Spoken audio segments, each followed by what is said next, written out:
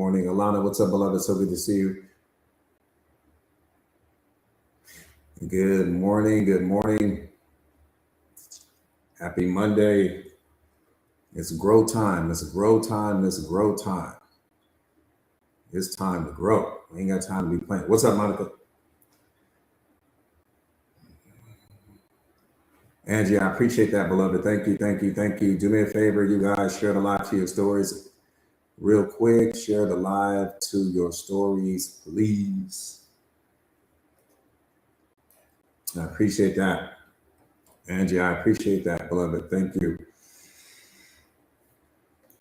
Again, do me a favor. Sefe's in the building. Let's go, Sefe. Got my Tara in the building. Got my Tara in the building. Sefe's in the building. Let's go. Mindset Masters is in the building. Beauty P, I see you. So good to see you all. So good to see you all. Service CEO, what's up, beloved? So good to see you. You guys crushed it. You guys crushed it this weekend. You guys crushed it this weekend on the Self-Awareness Sundays. I loved it, loved it, loved it. Phenomenal job. So strong, so powerful.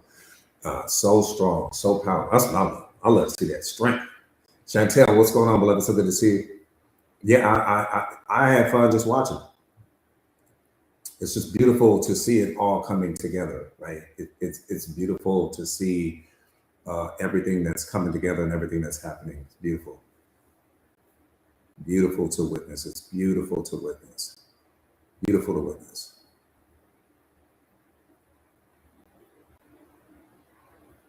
T-Benz, no, not at all. No, they can't stop us. We're too powerful.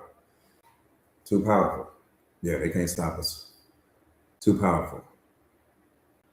Good morning, good morning, good morning. Again, good morning to you all. Winetta's in the building. Let's go. Mental health awareness coach. What's up, coach? So good to see you. Good morning to you. Again, you guys, do me a favor, share the live to your stories if you haven't already done so.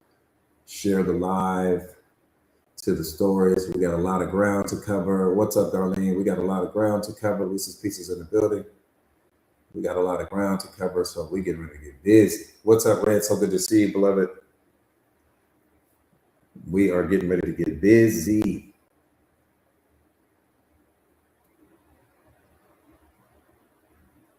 We got ground to cover. Sharcel, so good to see you. But Sean, I see you. So good to see you. I'm so glad you are in a community and growing and putting in the work. You guys, you know, you just can't be lukewarm, you know, about any area, any aspect of your life. You know, you can't be lukewarm and become great at the same time. You know, you can't be lukewarm and live an exceptional life at the same time. It's just not going to work.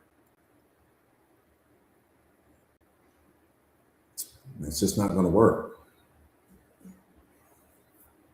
What's up, Rocco? So good to see you, my brother.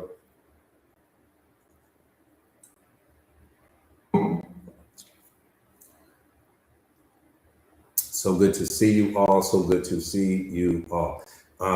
We got mountains to climb, so I'm getting ready to pull off here in a second. But Nicole, so good to see you.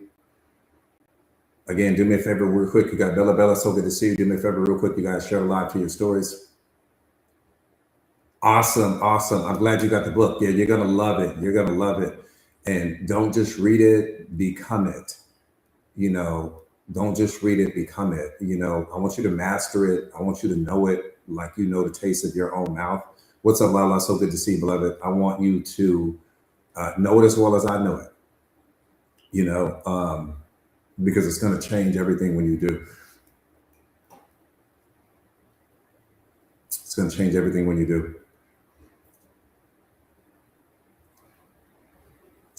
All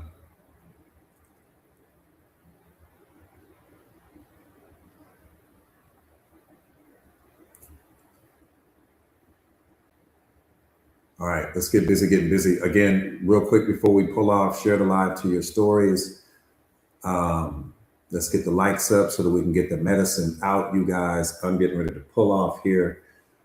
Type me in the comments real quick if this is your first time on a live with me. Type me if this is your very first time ever going live with me. Very first time. How many first timers? Type me. How many? What's up, Chance? Kev's in the building. What's up, Kev? What's up, Monica? I'll see you. Got it. All right, quick intro. My name is Jordan Williams. Welcome to Lion School. That's what I coach. I coach lions. I coach lionesses. Period. We don't do gazelles. We don't do hyenas. We don't train and coach sheep over here. Lions and lionesses. That's it. I've been a mindset coach for over 2 decades now. I teach strength. I teach power. I teach growth. I teach confidence. If you don't have belief in you, you can borrow my belief in you till your belief arrives. Yes, belief is transferable. If you lack confidence right now, you can borrow the confidence that I have in you until your confidence arrives. Yes, confidence is transferable. There are certain things in life that are transferable. How are they transferable? Through convergence. So you don't have to be a confident person. When you hang out with enough confident people, you will become confident yourself. And you may not be as confident as them, but you're going to be so much more confident than you were before you ever came in contact with them. And that's the whole point, not to be mixed. I don't give a damn what you lacking. I don't care what you think you're missing. I don't care what you think you need. This is where you need to be. I teach strength. I teach power. I teach people how to show up as the greatest versions of themselves. We don't tolerate disrespect. We don't tolerate condescending tone. We are never the punchline to your joke or your entertainment, because that's not why you're here. God didn't create you so that people could play with you. He didn't create you so that people could verbally abuse you. He didn't create you so that people would be able to disrespect you. He created you to be the light for every single person that's in darkness. And how can you be the light if you dim your light when you get around certain people?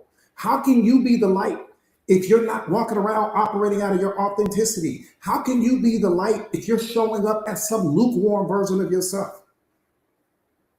Just make that make sense to me. You come from the strongest, which means that I have to always reflect strength.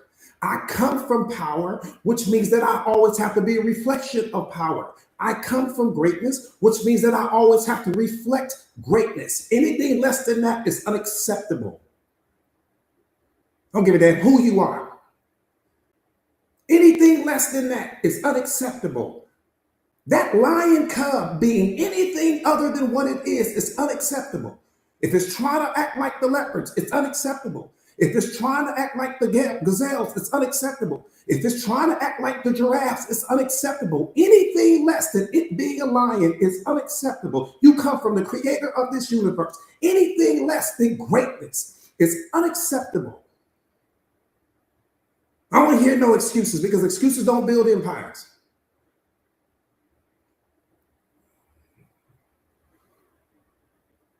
Bottom line. Bottom line, you come from too much to settle for less.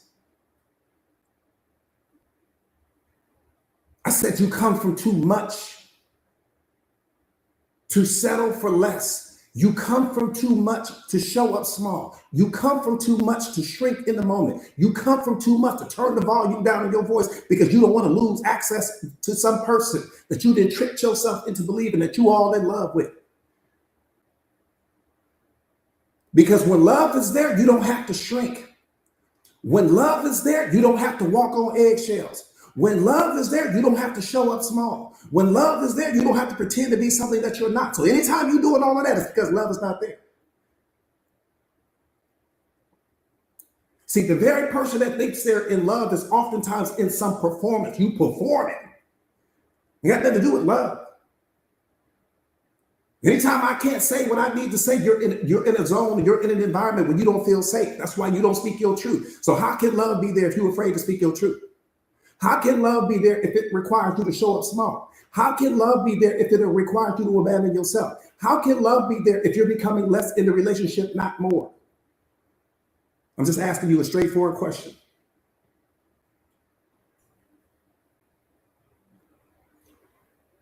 One more time. Welcome to Lion School. You ready to become a lion? This is where you need to be. You want to hang out with the sheep? This is not the life for you. You need somebody to tiptoe around your emotions? This is not the life for you. You might want to scroll down the street. Go watch Eckhart Tolle. He'll cater to you.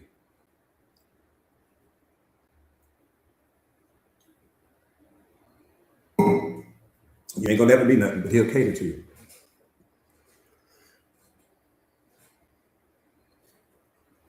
People starting to sit here and teach you about the power of now. You don't understand that the power of now is you. Ain't no power of now. You are the now. You are the back then. You are the future. You are the moment. You are the now. You are all of it. Ain't nothing about the power of now. You are the now. What we're talking about here. You are the point. There is no other point in life. Everything ends and begins with you. That's why God created you. Got to get out of groupthink.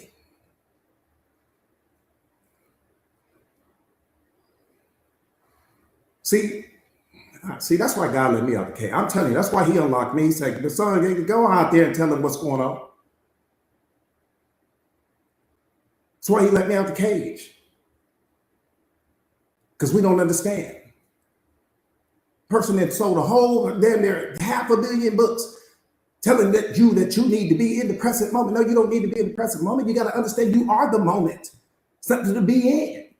The moment is you. But when you focus on the past or you focus on the future, you're taking yourself out of alignment with the moment, because the present moment is only a reflection of who you were. The present moment only reflects who you used to be. The present moment only reflects every choice and decision you've made leading up to this moment. So I can never be in the present moment, because the present moment can only reflect who I was. It can only reflect who I used to be. It can't reflect who I am right now. It doesn't have the power to do that. And if you pause for long enough, you'll see exactly what I'm saying. Just put yourself in park. Because you're always unfolding. Every single second, a different version of you is unfolding. But it's unfolding at a rate, and it's unfolding at a speed that you don't really see. You don't really see how you're evolving. You don't see how you're changing. You don't see how you're growing, because you're only paying attention to what's happening in the mirror. You're changing internally by the second. So when you're looking at yourself, when you're looking at your life in this moment, you're seeing everything you were leading up to this moment. That's what the present moment shows you. It's your mirror. It shows you who you've been. It doesn't show you who you are becoming. So I don't need to get stressed out. I don't need to get all upset. I don't need to become frustrated. I don't need to get depressed, because the present moment is looking at me and saying, I'm just your mirror right now. I'm just showing you who you used to be, so that you can pivot, so that you can change, so that you can evolve, so that you can move in a different direction if you don't like the direction that you're currently heading in. That's all it is. 500 million books sold. Oh, the power of now. Down there, damn the power of now. What matters is who you are becoming next. Because your now only reflects what was and can't reflect what is. Because what is ever changing. That's why impermanence is so important. What is forever changing.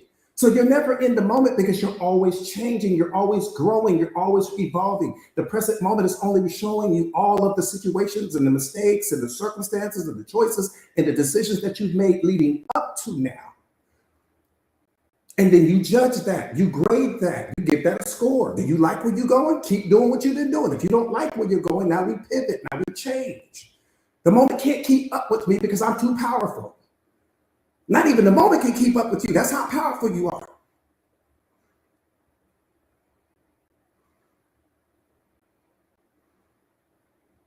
See,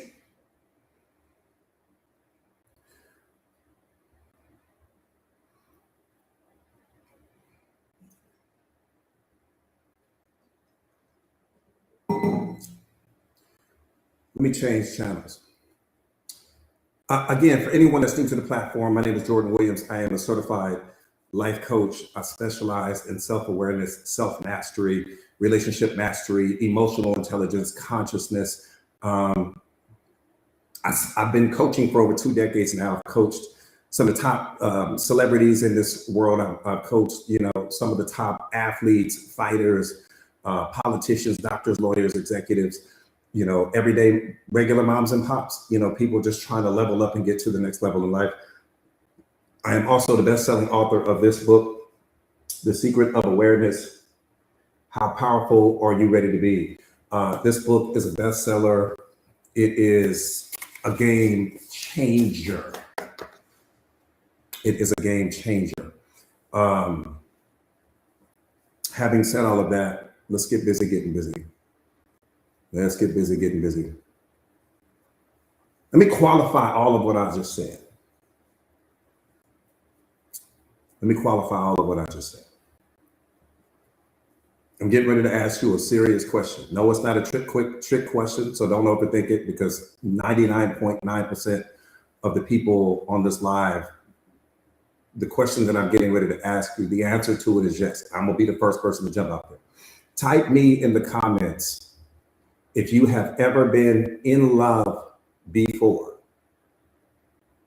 Type me if you have ever been in love before, in some romantic relationship somewhere. I'm gonna be the first one to jump out.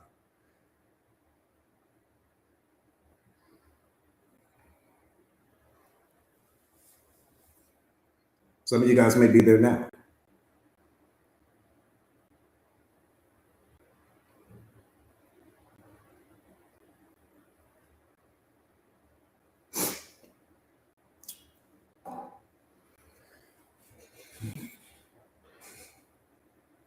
Just with another person, right? With another person. Don't overthink the question. Just with another person.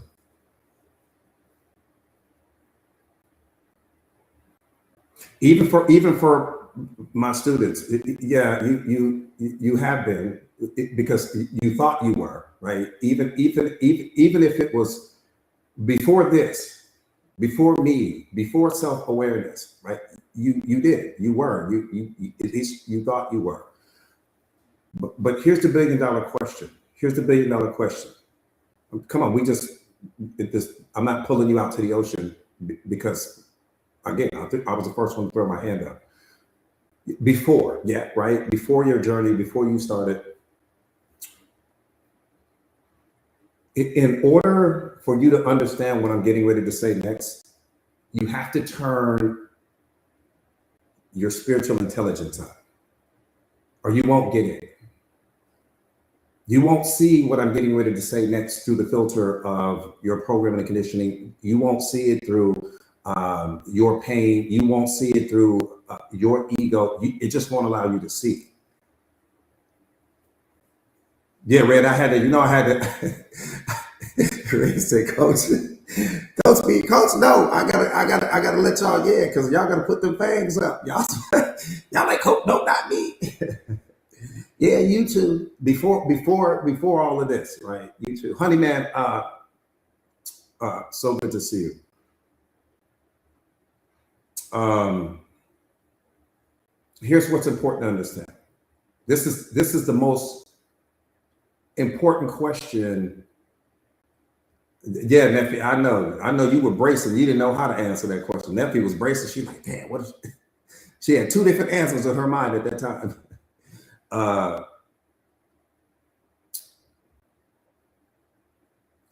Nephew was like, okay, this side of my brain is saying this.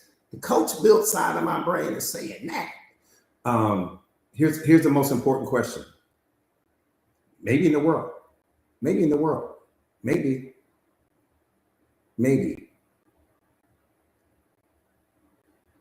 The person that was in love with you, who were they actually in love with? Think about that question before you jump out there. The person that was in love with you, the person that told you that, they were so in love with you, who specifically were they in love with?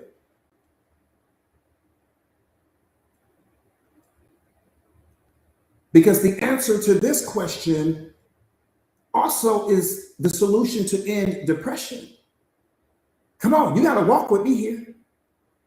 The same answer to that question is also the same solution to depression. It's also the solution to anxiety.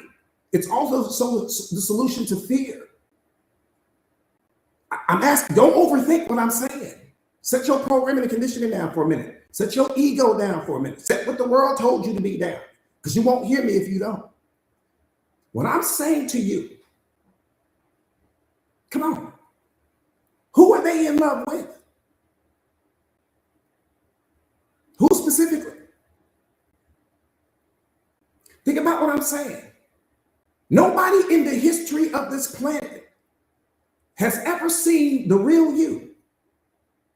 Not me, not your kids, not your significant other, not your mom, not your dad. No one has ever in the history of this planet seen the real you. Nobody has encountered that version of you. Not a single person. We don't gain access to that version of you. Now, we gain access to your physical body. We gain access to your behaviors. We gain access to your attitudes and different versions of yourself that shows up like that. But no one has ever seen, we don't ever come in contact with who you are at your essence.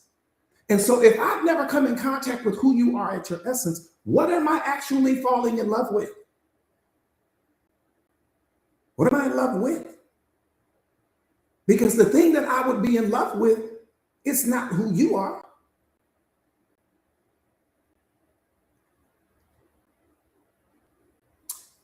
I just want you to freeze that. I just want you to freeze on that. I just want you to just freeze right there. What's up, Lucky? Because where I'm getting ready to take you next, it's critically, Paulina, what's up, beloved? Where I'm getting ready to take you next, it's important that you just freeze there. Just freeze there.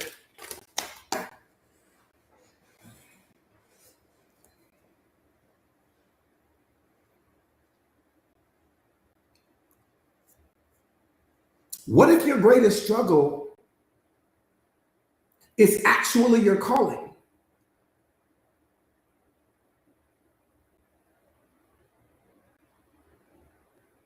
Just think about that for a second. What if your greatest struggle is actually your calling?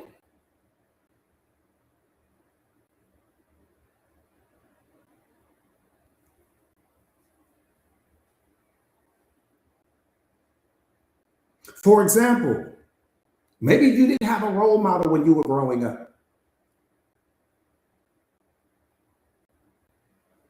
Or maybe you didn't have someone in your life that was a constant demonstration of what you could become, right? Maybe somebody that was pouring into you, that taught you, that believed in you to such a degree where they taught you that anything you wanted or anything you dreamed you could achieve. Like a consistent positive figure.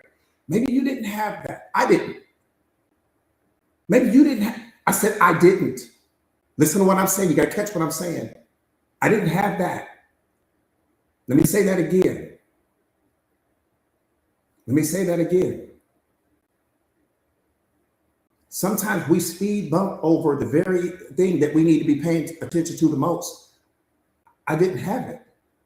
So if I didn't have it, how did I become it? How did I become for so many other people what I didn't have myself? This is so important here.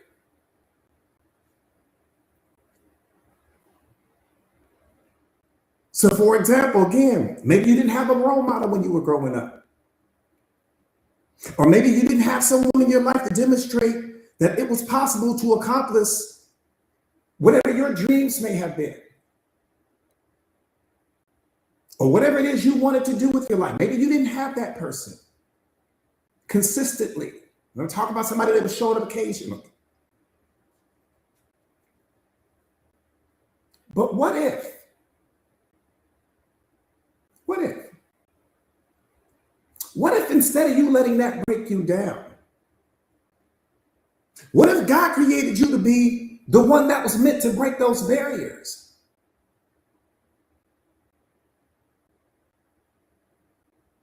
What if he exposed you to that? Because those were the very barriers you were supposed to break. Go back to me. I didn't have that. So how did I become it?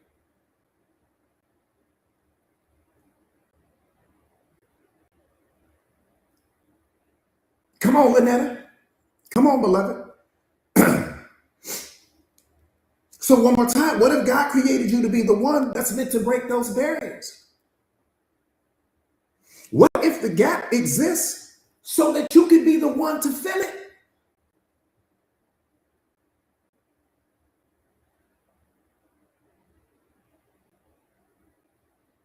I said, what if the gap exists so that you could be the one to fill it?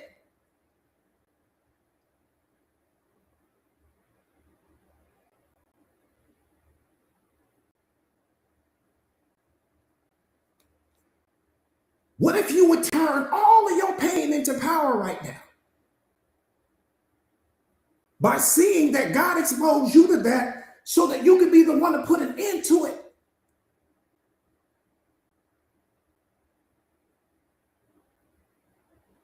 I said, what if you would allow yourself to turn all of your pain into power right now by understanding that everything that God exposed you to, he created you and exposed you to that because he knew that you would put an ending to it.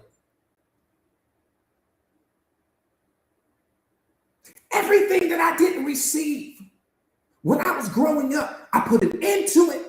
How do you think this community got here? Why do you think I show up for you guys the same way every single day? Because no one showed up for me. He said, go put an end to it.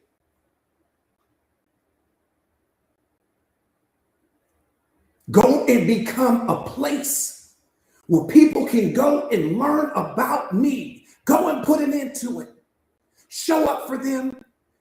Give them the confidence they need. Give them the faith they need. Give them the belief they need. Give them the information they need. Go and give them everything I put in you. Go fight for them. Cry with them. Lay down with them. Whatever you got to do. So I did it.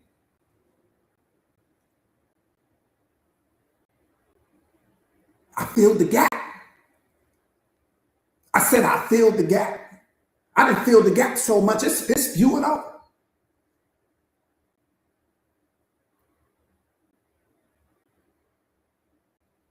What if? What? I'm just asking. What if? I'm just asking you a hard what if. What if every single thing that God is putting you through specifically, he's putting you through it because he's expecting you to put an end to it.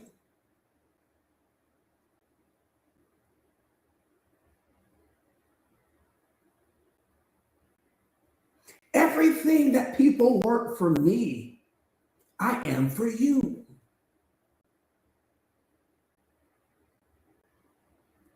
Every single thing that I needed people to be for me so long ago, I became for you.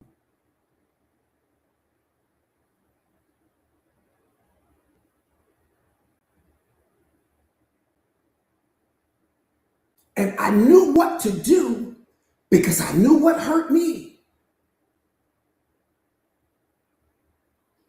I know what it feels like to not have someone consistent in your life.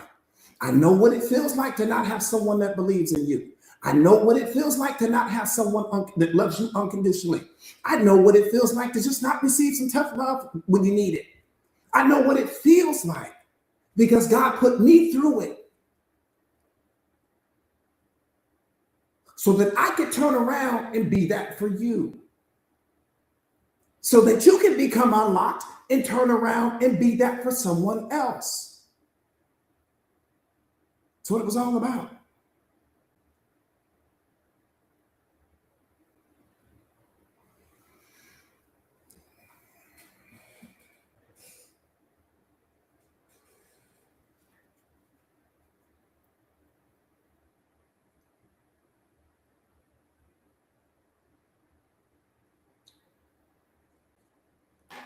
I'm the example. I'm the example.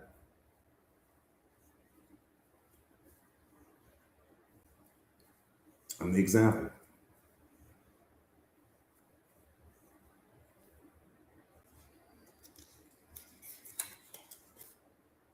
That what I'm saying to you is the truth. What's hurting you is the filter that you are using to look at your life through. You're looking at your life through the filter of your pain. You're looking at your life through the filter of what's wrong. You're looking at your life through the filter of what's missing. You're not looking at your life through the filter of who you are becoming. You desensitize to your own greatness because you're so busy reminding yourself about who you're not, what's missing. You're around the wrong people. Some of you guys are really just stuck because you're around people that can only reflect who you were, not who you're becoming. Who they reflect who you were. They talk about problems all day, talk about what's wrong at work, talk about what's wrong in the relationship, talk about what's wrong with their life, what their kids are doing and not doing. You're not growing. Pain comes because we don't grow. Pain comes because we hang on to things that no longer add value to us. Pain comes when we're out of alignment with God. Pain comes when we're out of alignment with our highest and best selves. Pain is a divine push. I tell you guys that all the time. Pain is its own form of intelligence. It's coming to let you know something. But you've grown so accustomed to living with the pain. And you lack self-awareness, you don't understand what the pain is signaling to you. You don't understand what it's saying to you, right?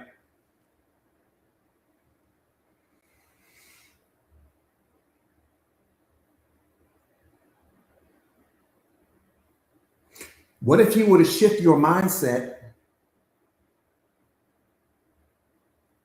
to be the one that answers the call? What if you just did that? What if you just shift your whole mindset to be the one that answers the call for everything that went wrong in your life? Again, I'm just asking you. That's why you're here, beloved. The one that just asked, that's why you're here. That's why he put you in alignment with me so that I could teach you how. Same way somebody taught me. I didn't come into the world knowing all this stuff that I know. Somebody taught me that. He put somebody in my path. When it's time for you to become unlocked, let me tell you how powerful your Father is, in case you don't know. When it's time for you to become unlocked, when he's ready for you to step into your purpose, the reason why he created you, he's going to start putting certain people in your path. And he has probably put certain people in your path before. But for whatever the reason, you may not have been ready. You may have detached from that person. You may have disconnected from that person or whatever. When he puts me in your life, I already know that it's something that you get ready to go do. That's infinitely more powerful than what I'm doing right now. I already know that. He only sends certain people to me. That part I know.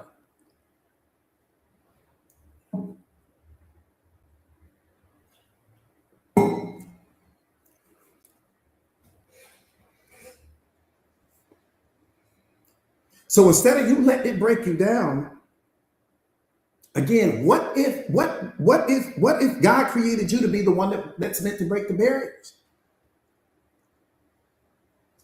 The gaps are only there because you're the one that's supposed to fill them. That's what this is all about. For example, I'm gonna give you a great example of that. For example, when you're starting a new business,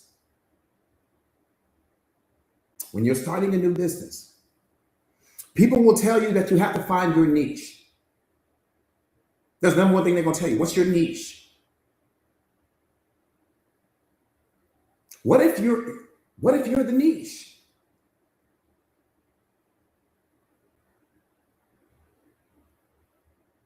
What if you're the niche? Let me qualify that. There's never been another you. Catch what I'm saying to you, please. There's never been another you, and there never will be another you. And you're the only one holding the story that's attached to everything that's happened to you leading up to this moment. So how can it not be you? I'm qualifying this for you. What if you're the niche? Because you're the only one holding the story about whatever it is that happened leading up to this moment. You hold this. I don't hold the story. Now I can listen to the story, but the story belongs to you. And everything that's happened in the story, all of those gaps, all of that pain, all of the things that you didn't get, all of the things that happened to you, that's your medicine, beloved. That's what you came here to heal. That's what you came here to fix. And we all have a different story because we all carry different medicine. It's what you came here to fix.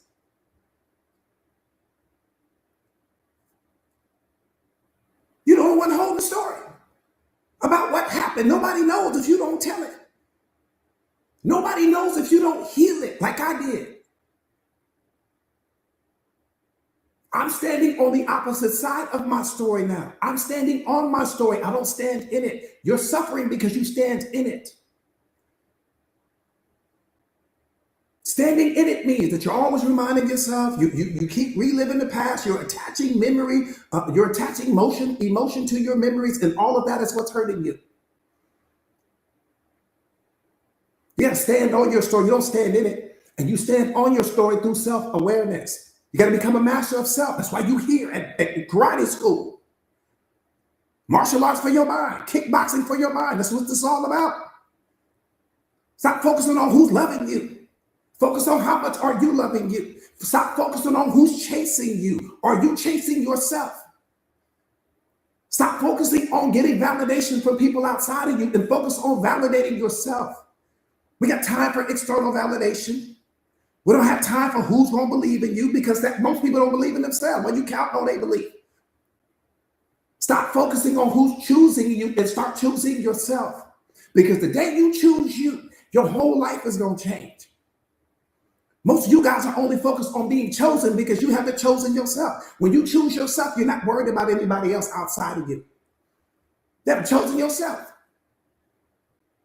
And what you fail to realize is that the world will only be a reflection of the relationship you have with yourself. The strength of the relationship you have with you will be the strength of the relationship that you have with every person you come in contact with. Here's the problem. Most people have a weak relationship with themselves.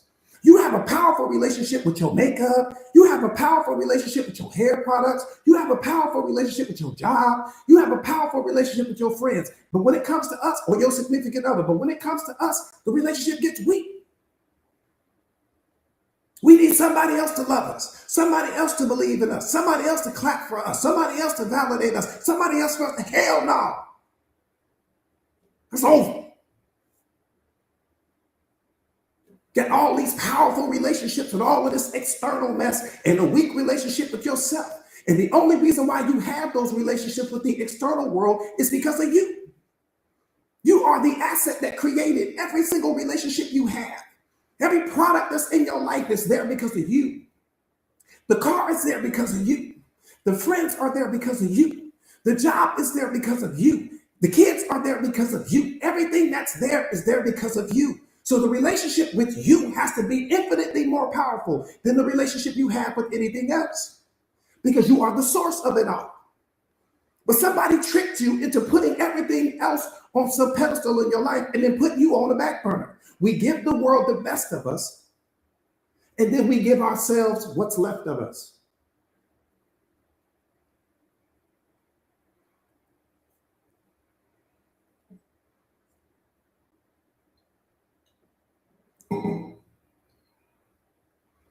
That's the problem.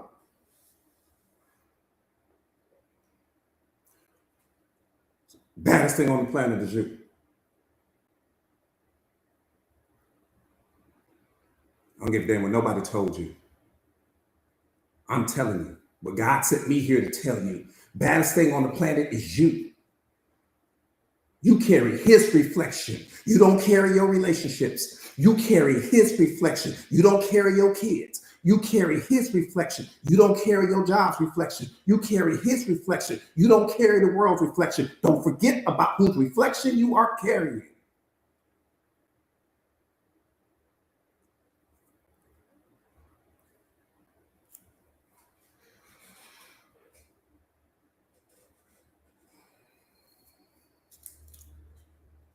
He's the only reason why you're here. Your relationship is not why you're here. Your friends are not why you're here. What's going on? When he take his hand off you, it's over with. And a person on the planet that can save you. Mission critical, him. Priority number one, him. Your world spins, turns, and revolves around him. And when you are fully in alignment with that, there is no depression, there is no anxiety, there is no fear, there is no unhappiness. All of these things are coming because you are out of alignment and you're in alignment with the wrong things and you're out of alignment with the one. Wish I would be afraid. That's disrespecting his greatness. I wish I would experience anxiety. That's disrespecting his greatness. I wish I would live in the past. I'm disrespecting his greatness. All those things take me out of alignment with him. They don't put me in alignment with him. They take me out. I'm just focused on him. He's the only one that can do anything, really do anything in your life. Everything that's moving in your life is moving in your life because of him. You showed up with nothing. You got everything now. I don't give a damn if you ain't got but a shirt, a t-shirt right now. You ahead of the game. You got a pair of pants. You ahead of the game. You got a job. You're ahead of the game. You got an apartment or whatever the case may be, or relationships, you ahead of the game. You showed up with nothing. What you complaining about? How you come with nothing, but end up with everything, and then we complain. You are desensitized to your own life. That's what's hurting you more than anything else. And nothing else hurting you. But the way you're looking at your life, that's what's hurting you.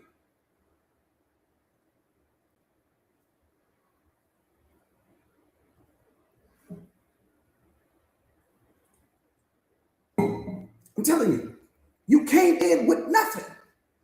If you don't know nothing else, you know that for sure, to be certain. You showed up with nothing.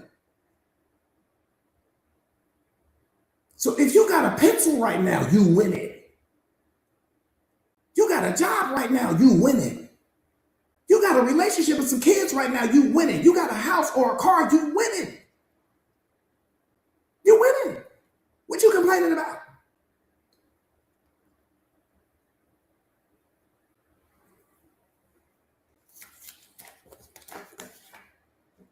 It's like you walking into a casino in Vegas, you flat broke. You see a quarter on the ground, you go over and pick the quarter up. You ask the lady, you say anything about this below? She's like, that's your quarter. You put the quarter in the machine, you pull the machine, boom, you hit the jackpot. Now you just hit the jackpot with a quarter you found on the ground. Now you up 10,000. You ain't gonna be walking around the casino complaining all day. Oh, I ain't got the 10,000. You ain't had nothing when you walked in. You up 10,000 right now. You was flat broke when you came in. That's how we moving through life.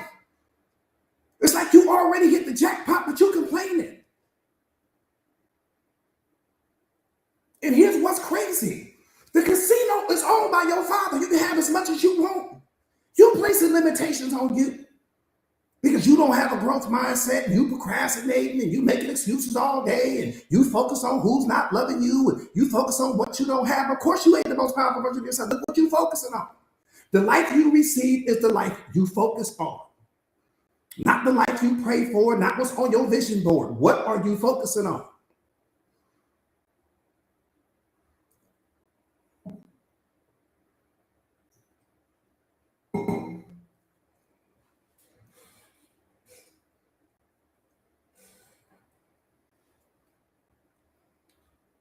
Because your energy flows wherever your attention goes. Energy gonna follow your attention. Ain't that more important than your attention and where you placing it? See, because when you don't value your time, other people won't mind wasting it.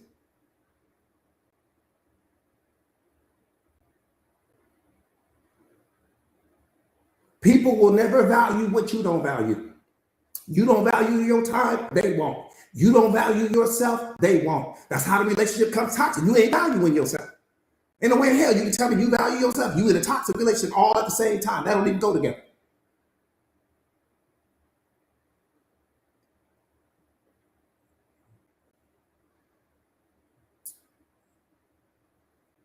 Don't even go together.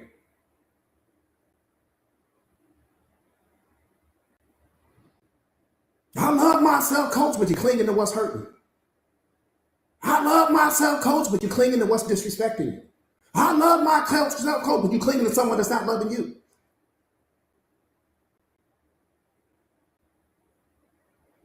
I'm just asking you to make it make sense. I ain't asking you to change your life.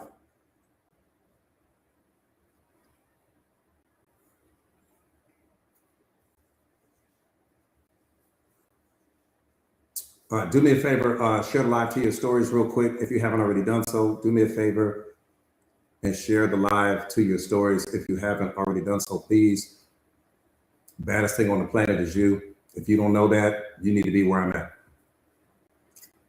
Bottom line, if you don't fully understand it with your mind, body, spirit, you need to be in the Mindset Master community, and you need to sign up for the Mindset Master community immediately. If you don't have 5-star love for yourself, you need to sign up. If you don't have 5-star respect for yourself, you need to sign up. If you don't have 5-star belief in yourself, you need to sign up. If you don't love yourself unconditionally at a 5-star level, you need to sign up. If you tolerate disrespect, you need to sign up. If fear is making decisions for you, you need to sign up. If you are all out in the future with all this anxiety you got going on, you need to sign up. Quit signing up for these dating apps because you're trying to find somebody to love you, and sign up for something that's going to change your life. You ain't got no problem signing up for that dating app.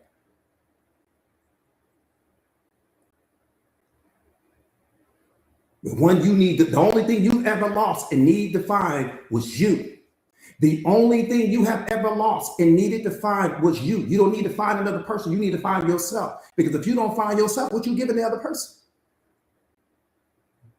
What you giving them if you don't even know who you are yet? That's the equivalent of me handing you some invention. I hand you some brand new invention. You ain't never seen the invention in your life. I hand it to you. You don't know what it is. And then you turn around and you give it to the next person. Well, you don't know what you just gave them because you didn't take the time to learn what it was yourself. And that's exactly what we do in relationships. You ain't discovered yourself. You just handing this person a model of something that they don't know how to appreciate because you can't appreciate it. How can they appreciate what you haven't learned to appreciate? How can they discover in you what you haven't discovered in yourself?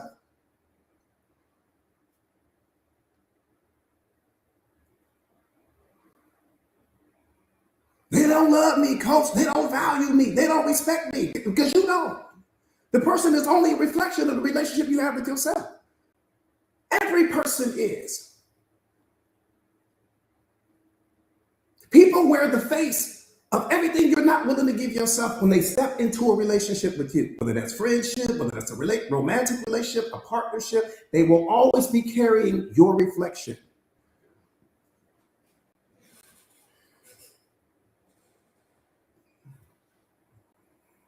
Everything is you pushed out. What's up, Ann? So good to see you, beloved. Give Sky a huge hug for me, please. Please hug our amazing little Sky. Do me a favor, you guys, real quick, share the live to your stories. If you haven't already done so, share the live to your stories, please. If you haven't already done so, I appreciate it. That's right, beloved, fortune queen. Everyone is your mirror. Like the moment that we understand that, like everything is your mirror. So you don't need to be trying to build a powerful relationship with someone else. You build a powerful relationship with you. Because the powerful relationship with me is going to show up in the relationship that I have with every single person. But for some reason, we got that backward. We want to build a powerful relationship with this person, but we have a weak relationship with ourselves. Powerful relationship with the job, weak relationship with ourselves. Powerful relationship with our friends, weak relationship with us. That just doesn't make sense to me. You're focusing on the wrong thing.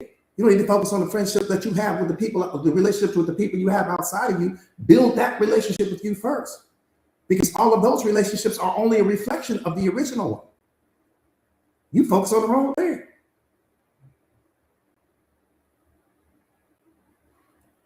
The more powerful I make myself, I simultaneously increase the value of every relationship that I have with someone outside of myself. One more time.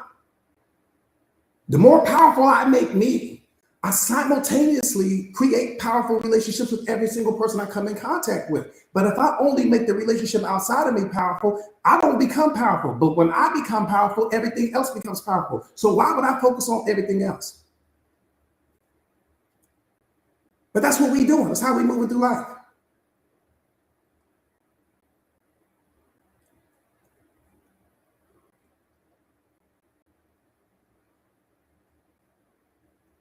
Poppy Chulo, what's up, family? So good to see you. So good to see you, beloved. So good to see you. It just don't make sense, man. I don't.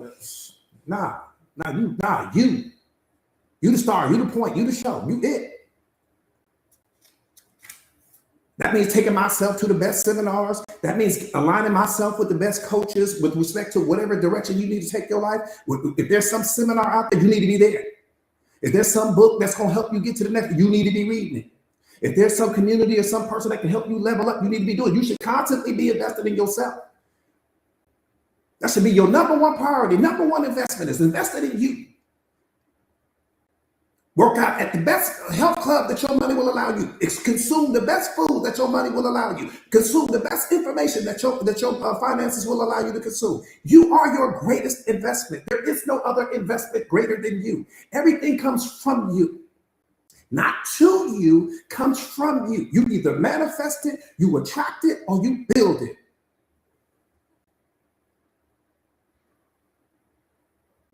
Hell, you mean you focus on something outside of yourself. All of that's just an expression of the value that you bring to the moment. Everything in your life is an extension of you, and you the one thing you're not working on. Now, I need to get in shape. Yeah, the moment you said that, you already had a problem. That's a sentence that never should have came out of your mouth. Because you're not taking care of the number one asset.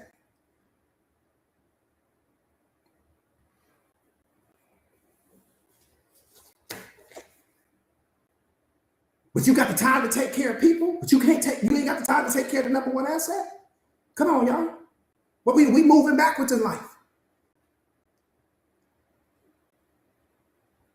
The asset is what creates the relationships. The asset is what brings the kids. The asset is what attracts the opportunities. The asset is what people are chasing. The asset is what people fall in love with. I gotta take care of the asset.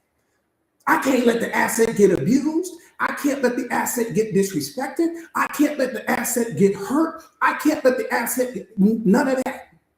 I'm protecting the asset more than anything else. See, we got all these codes, all of these alarms, all these passwords on your bank account and the car and your little ADT alarm and all these codes to get into your social media platform. You got all these codes and alarms protecting everything outside of you, but there are no codes and alarms that are protecting you.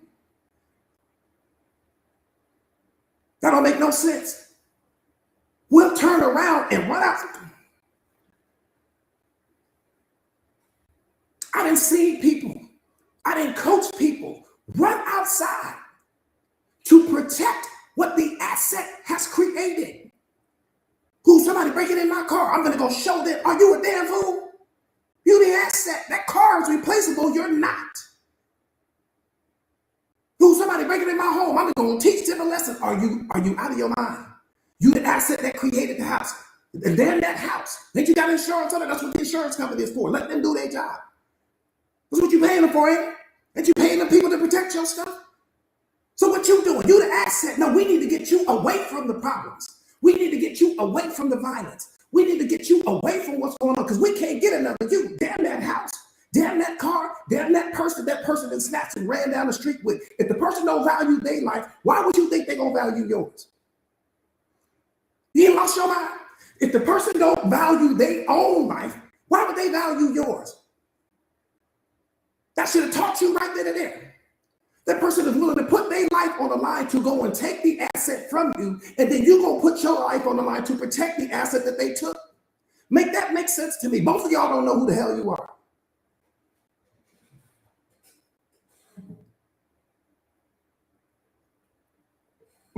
Two blind people. That's what God sees.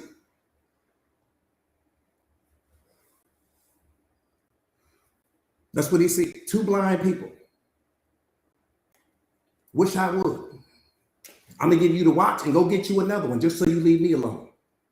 That's all you want is the one watch? I got another one. I'm going to go get you the other one. You sure? You comfortable with this watch? That's all you want? You sure? As long as you leave me alone, I can go get 1,000 of them.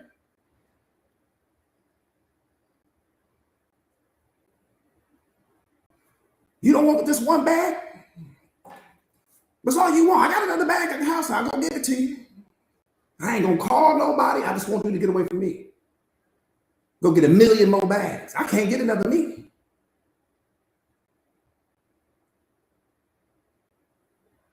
See, when you don't know yourself and when you don't value yourself, you do that.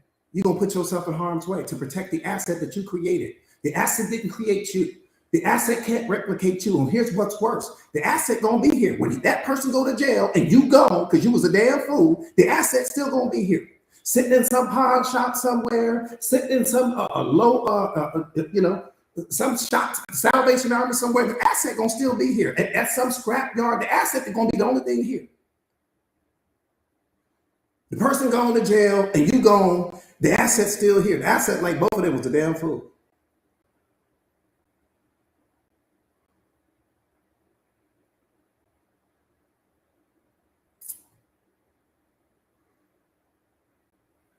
You got to know your value, man. You got to know your value.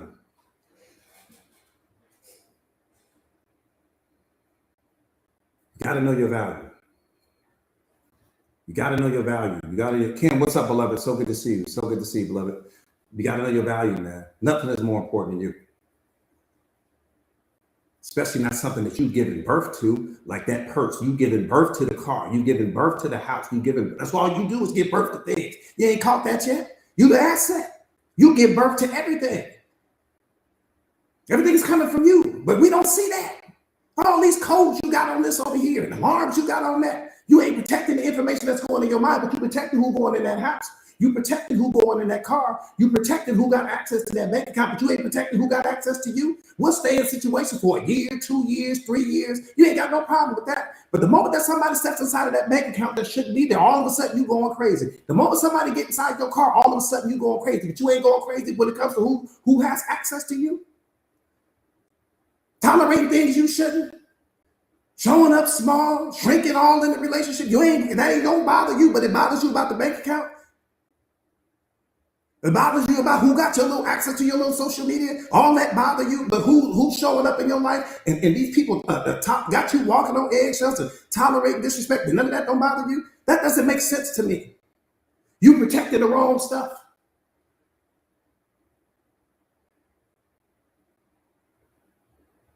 Everything in your life deserves protection. I'll give you that. But nothing deserves more protection than you. And the way you see you, the rest of the world's going to see you as well. So because you don't place the value on yourself, the person ain't going to place value on you. It's that simple.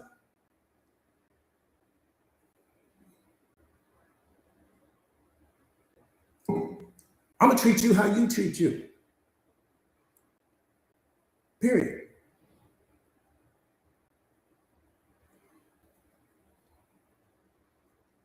I'm telling you.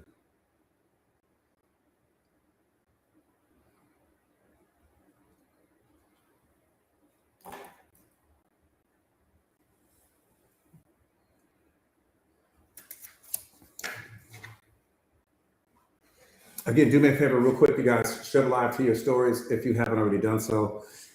Share the live to your stories real quick, please. Kels, what's up, beloved? So good to see you. Share the live to your stories real quick, please. I appreciate it. Baddest thing on the planet is you, man. I know how many times I need to say that. Baddest thing on the planet is you. God created an asset that does nothing but produce. You ain't heard none of what I just said. I said God created an asset that all it does is produce. Look back over your life. God created an asset, and the only thing the asset does is produce. All the limitations is coming from you. God created an asset, and the only thing the asset does is produce. So what do you need to do? Get out of the asset's way. How do I do that, coach? This mindset right here. Everything in your life should help you become better, stronger, smarter, faster. That's it.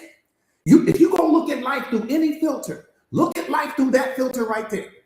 Everything in your life has to pass through that's the criteria. Better, stronger, smarter, faster. That's it. Look at every person, look at the dog, look at what's going on in your life, look at your friends. Is it making you better? Is it making you smarter? Is it making you stronger? Is it making you faster? Because if the answer is no, you are the problem. Period. I don't even want to hear it. Oh, Coach God, can we talk? Ain't nothing to talk about. I gave you the filter. Better, stronger, smarter, faster. That's the criteria. That's the ground number when it comes to me. You ain't gonna even make it to the penthouse if you don't pass that right there. I'm gonna leave you in the lobby. If you're not gonna make me better, stronger, smarter, and that's a two-way street.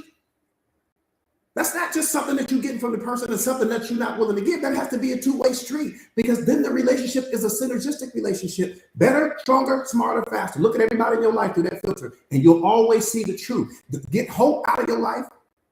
Get the fantasies out of your life. Get the, oh, one day they might be. No, we ain't got time for that. Who are they right now in this moment? Are they making you better? Are they making you smarter? Are they making you stronger? Are they making you faster? If the answer is no, why are you allowing this person to have access to you? That's the first thing I'm gonna ask you.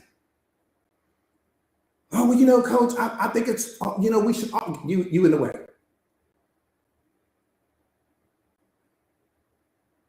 Just go to the back of the bus, you in the way. You're in your own way.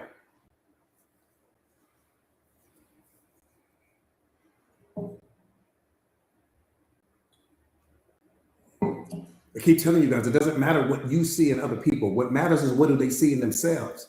Because what you see in that person, they don't see in themselves. And what they see in you, you don't see.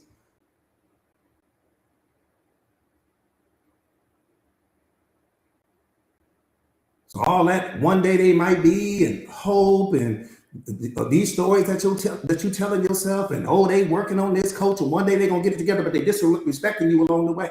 I don't have a problem with a person trying to get their life together, as long as they not hurt you in the process. I ain't got no problem at all. You want to bring somebody in your life, and that person's trying to get their life jump started, wonderful. But love and disrespect don't go together. Love and verbal abuse don't go together. Love and pain don't go together. So if all them things is there, and that person telling you they love you at the same time, somebody lying.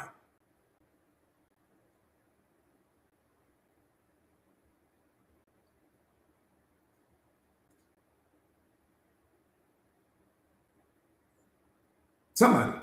I don't know who. Somebody lying.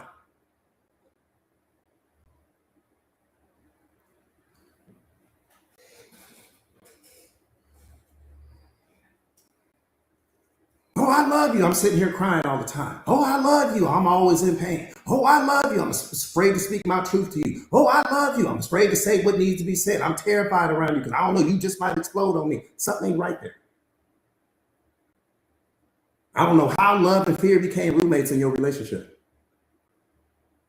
I ain't never seen love and fear in a relationship together. Never. So if you got fear in your relationship, and this person is telling you that they love you, that doesn't go together. Love should never make you afraid.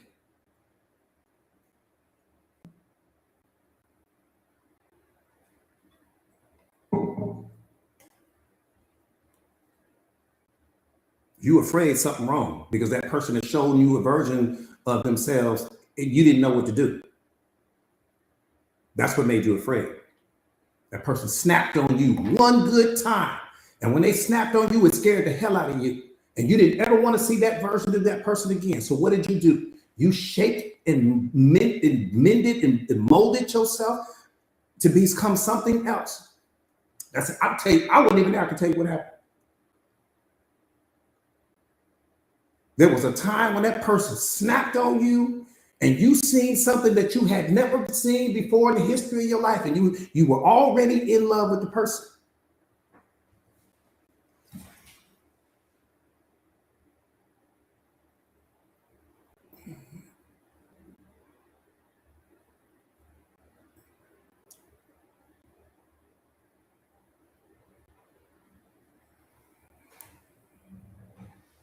That's what happened. Again, do me a favor. Yeah, that's okay, D. Yeah, no, it ain't gonna happen again. You know us, we got that it ain't gonna happen again mentality. Won't happen again. I'm gonna let you get off that one time. It ain't gonna ever happen again, though. Thank you for showing me who you are. That will never happen again. Thank you for the disrespect. That'll never happen again. You ain't gonna get a chance to do that again. But I do appreciate you showing me who you are. I appreciate that. But that ain't gonna ever happen again. But I do appreciate it.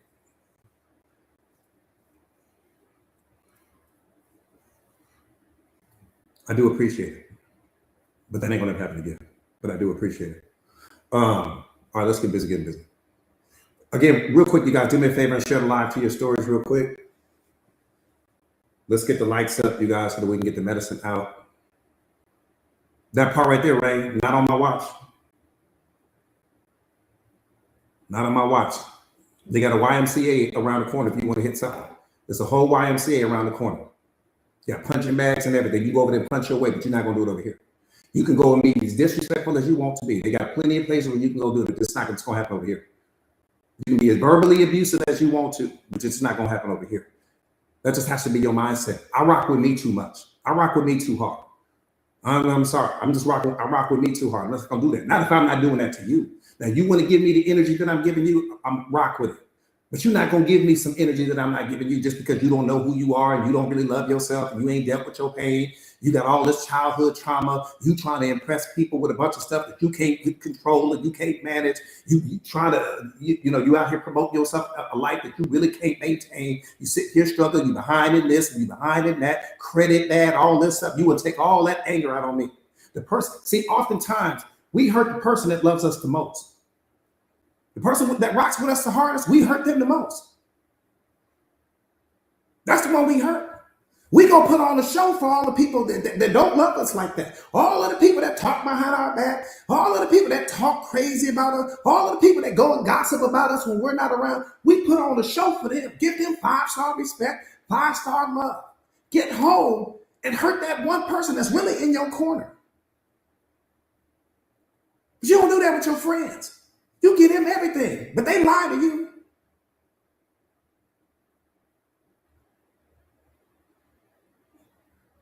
No, I'm so down with you. Yeah, they down with you when they with you. But the moment you leave, they talking about you.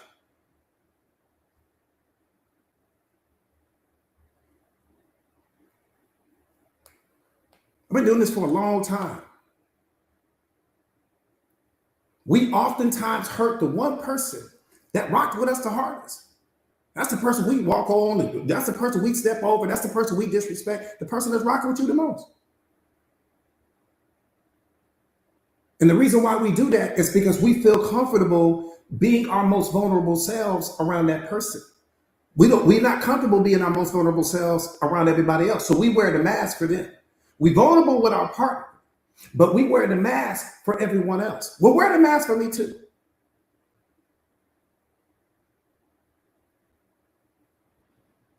What's up, Spartan? So good to see you, family. Yeah, wear the mask for me too. Because if the most vulnerable version of you got to come with all this pain, and if the most vulnerable version of you got to come with the disrespect, and if the most vulnerable version of you got to come with all this abuse, well, just give me the mask version of you too. I really get what everybody else is getting because they don't get the pain. They don't have to deal with your depression. They don't have to deal with your mood swings. They don't have to deal with your anger. They don't have to deal with all of that. So if me getting the most vulnerable version of you, me getting that version of you, I don't want that version of you there.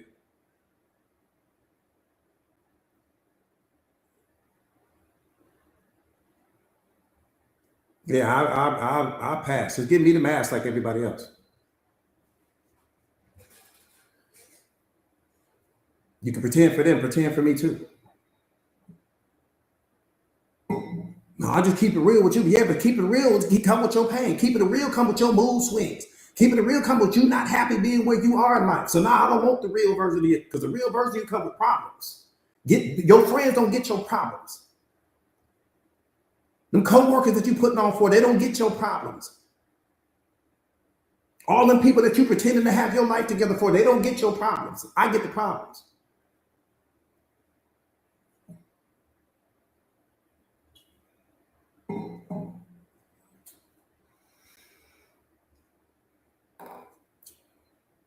Do me a favor real quick, you guys. Yeah, I'm just giving you the truth. I'm not a baker, so I don't know how to sugarcoat things. For anybody that's new to the platform, I don't bake, so I don't put sugar on anything I say. If you want something sugar coated, go to Hostess. They got plenty of sugar coated things for you.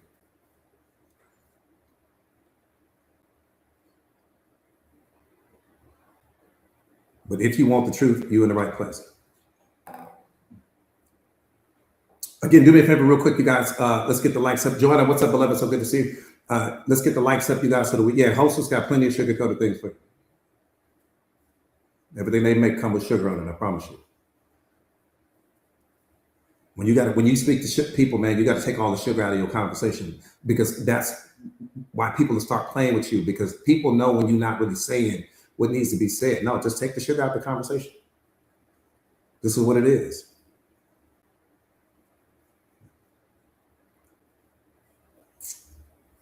I'm telling you.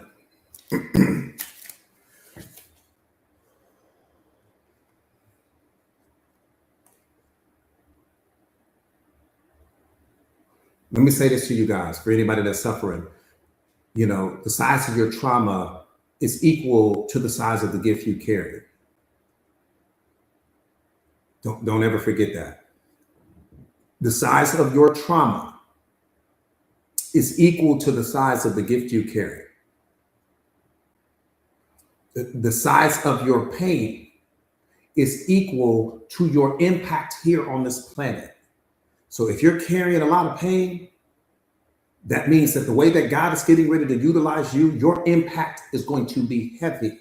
It's always equal to the size of your pain. It's always equal to the size of your trauma. I'm the best example of that. My reach is global because my pain was deep.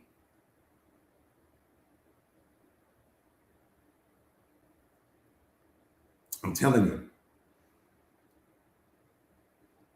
That part right there, Sammy, that part right there, beloved.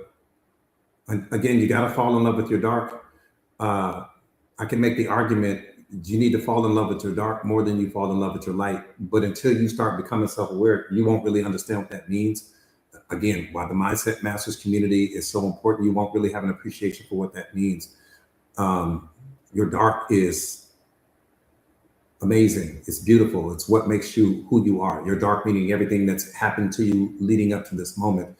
And once you fully understand, see, unconditional love can only happen when you integrate. It's all integration. It's about you integrating your dark in your light. When your dark and your light become integrated, that's unconditional love. But if you got some chapters in your life that you don't really like, if you got some chapters that you suppress, you got some resentment in your heart, you got some anger in your heart because of something that happened in your childhood, something that happened to you along the way. Let me say this to you. Before I get into this, let me say this to you.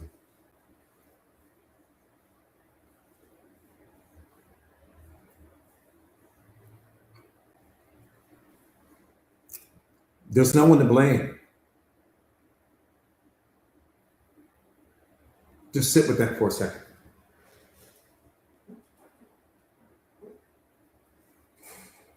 There's no one to blame, beloved. There's no one to blame. No one. You can blame your parents if you want to, but there's no one to blame. You can blame all of your exes if you want to for whatever it is they may have done. There's no one to blame. There's no one to blame. And let me tell you why. Because we're all doing life for the very first time. We didn't receive an instruction manual. There was no rule book. We didn't have anything. And every single person is moving through life trying to figure out life right now, just like you. Your parents did not have the emotional intelligence, did not have the self-awareness. They didn't have it. They were operating at their level of emotional capacity. And chances are their parents didn't have it.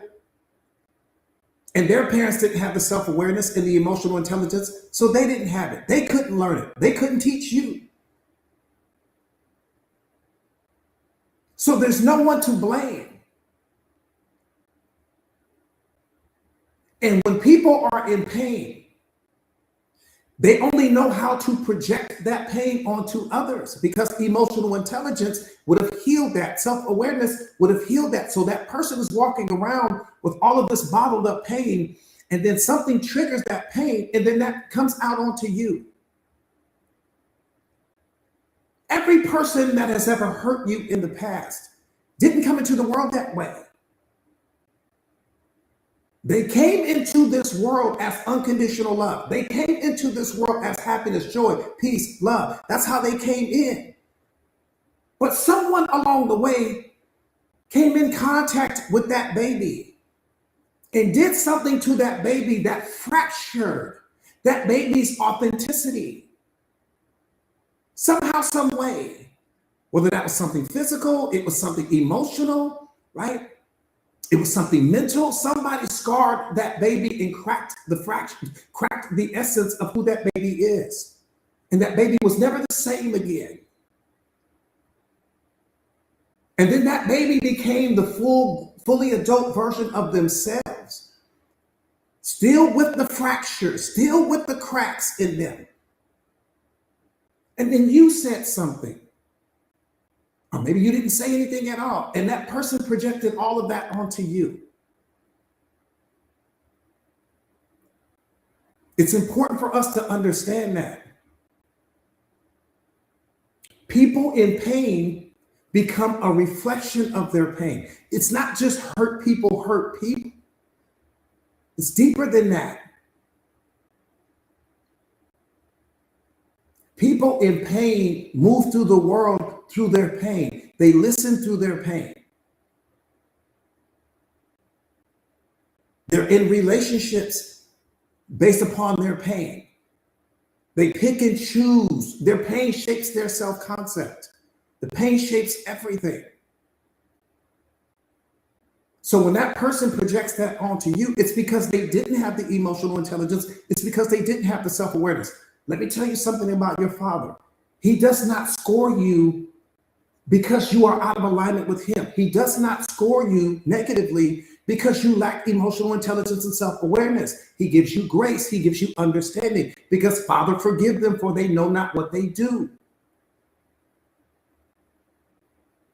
So you can be angry. You can be frustrated. You can be bitter. But all of those negative emotions only live in you. All of your emotions are inbound only. But the problem is external. The person you're upset with is something that's happening outside of you. But the pain lives in you. The anger lives in you. The frustration lives in you. So the only person you're hurting is yourself. You're not hurting the other person. You don't have a single emotion in you right now that's outbound. All of your emotions and feelings are inbound only. You're the only one that experiences whatever it is you feel. Well, where's the emotional intelligence in that? I can understand the person not having emotional intelligence and then projecting their pain onto you. We get that part, put that over here. But then where's your emotional intelligence? Because you are causing you to suffer now, not the person. You are causing the depression, not the person. You are causing the trauma and the misery, not the person. It's all coming from you now.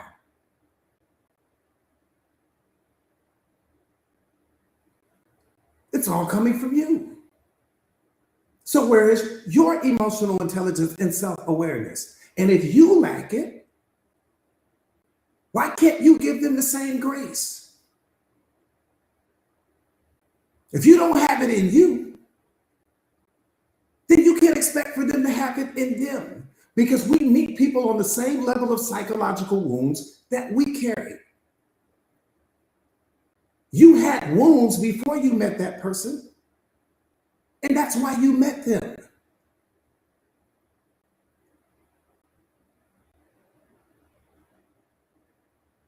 It's so important for us to understand that.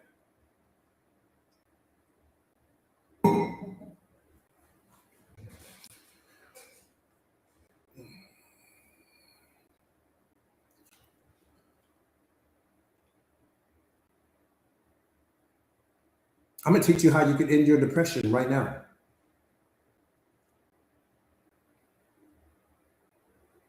For life. I'm going to teach you how you can end your anxiety right now. for life. I'm going to teach you how you can end all of your suffering right now for life. And the only thing you have to do is apply it. You don't have to buy anything. You don't have to go anywhere. You don't have to swim across the ocean. You don't have to do anything. The only thing you have to do is apply it. If you apply it, your suffering will end immediately. If you don't apply it,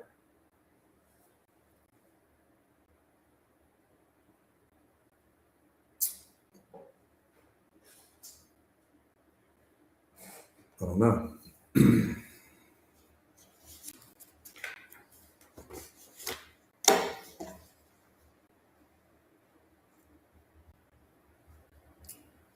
Real quick, you guys, do me a favor and share the live to your stories if you haven't already done so. If you are new to the platform, welcome, welcome, welcome. My name is Jordan Williams. I am a certified life coach. I specialize in self-awareness, self-mastery, emotional intelligence, relationship mastery, consciousness. You know, I specialize in helping my students, my clients become the most powerful versions of themselves. You know, my purpose in life is to help you find yours. Once you find what your purpose is, then we can get to what your next purpose is once you unlock the original purpose. I appreciate that, beloved. I appreciate that. I appreciate that, Angie. All right, let's get to this. Let's get to how you end your suffering immediately. Immediately. Immediately. It's over. It's over. It's over. It's over. All right. For my students, for the Mindset Masters family, empty your cup. You got to empty your cup. If you're new to the platform and you don't know what empty your cup means clear your mind. Set your ego down for just a second. Set your programming and conditioning down for just a second. Set your expectations down for what you think I might say. Set that down. Right? Set your masks down. Set your assumptions down. And allow the conversation that we're getting ready to have to fill your cup only. Once the conversation fills your cup, then you can make an intelligent decision on if you want to keep what's in your cup or you may want to pour it out. That part's up to you. But if you show up with your cup full already, I won't be able to add anything to it. So that's what empty your cup means. But don't just apply that to this moment. Apply that to every moment, because oftentimes when we show up to conversations, the cup's already full of our opinions, of our assumptions, of what we think we know. We're listening to confirm something that we already believe to be true. So we're really not listening. We're waiting to respond. We're finishing people's sentences in our mind. We think that we know where they're going. All of these things that are happening. And ultimately, what happens is that we don't really listen because we're so busy listening from our pain. We listen from our triggers. We listen from our wounds, right? So please, empty your cup.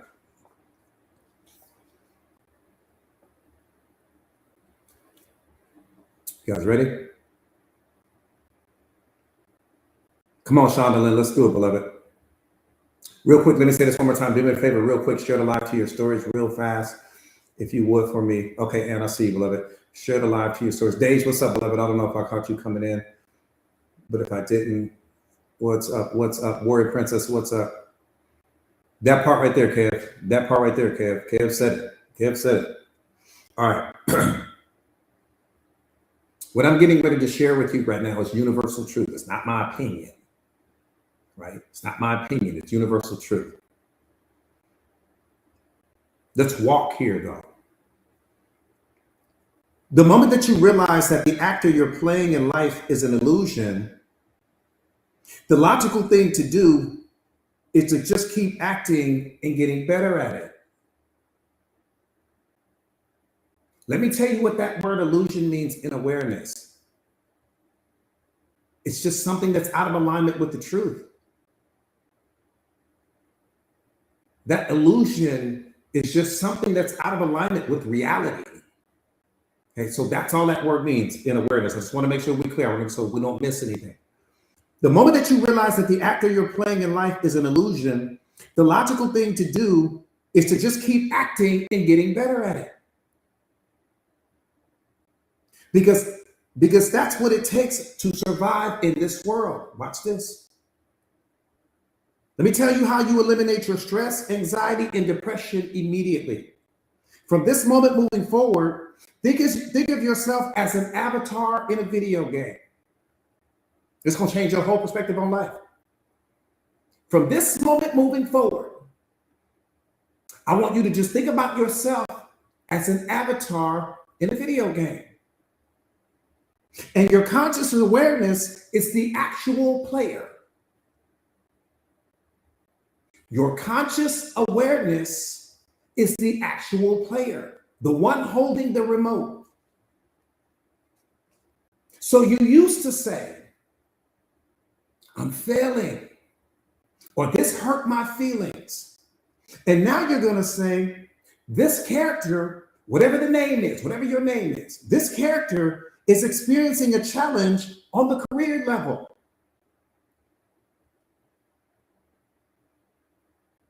Catch what I'm saying? This character, whatever your name is, this character is experiencing a challenge on the career level. Now, what I want you to do is pay attention to this. I'm creating space between myself and the character. There's space. That's the most important component to all of it.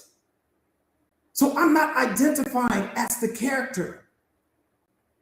I'm creating space there.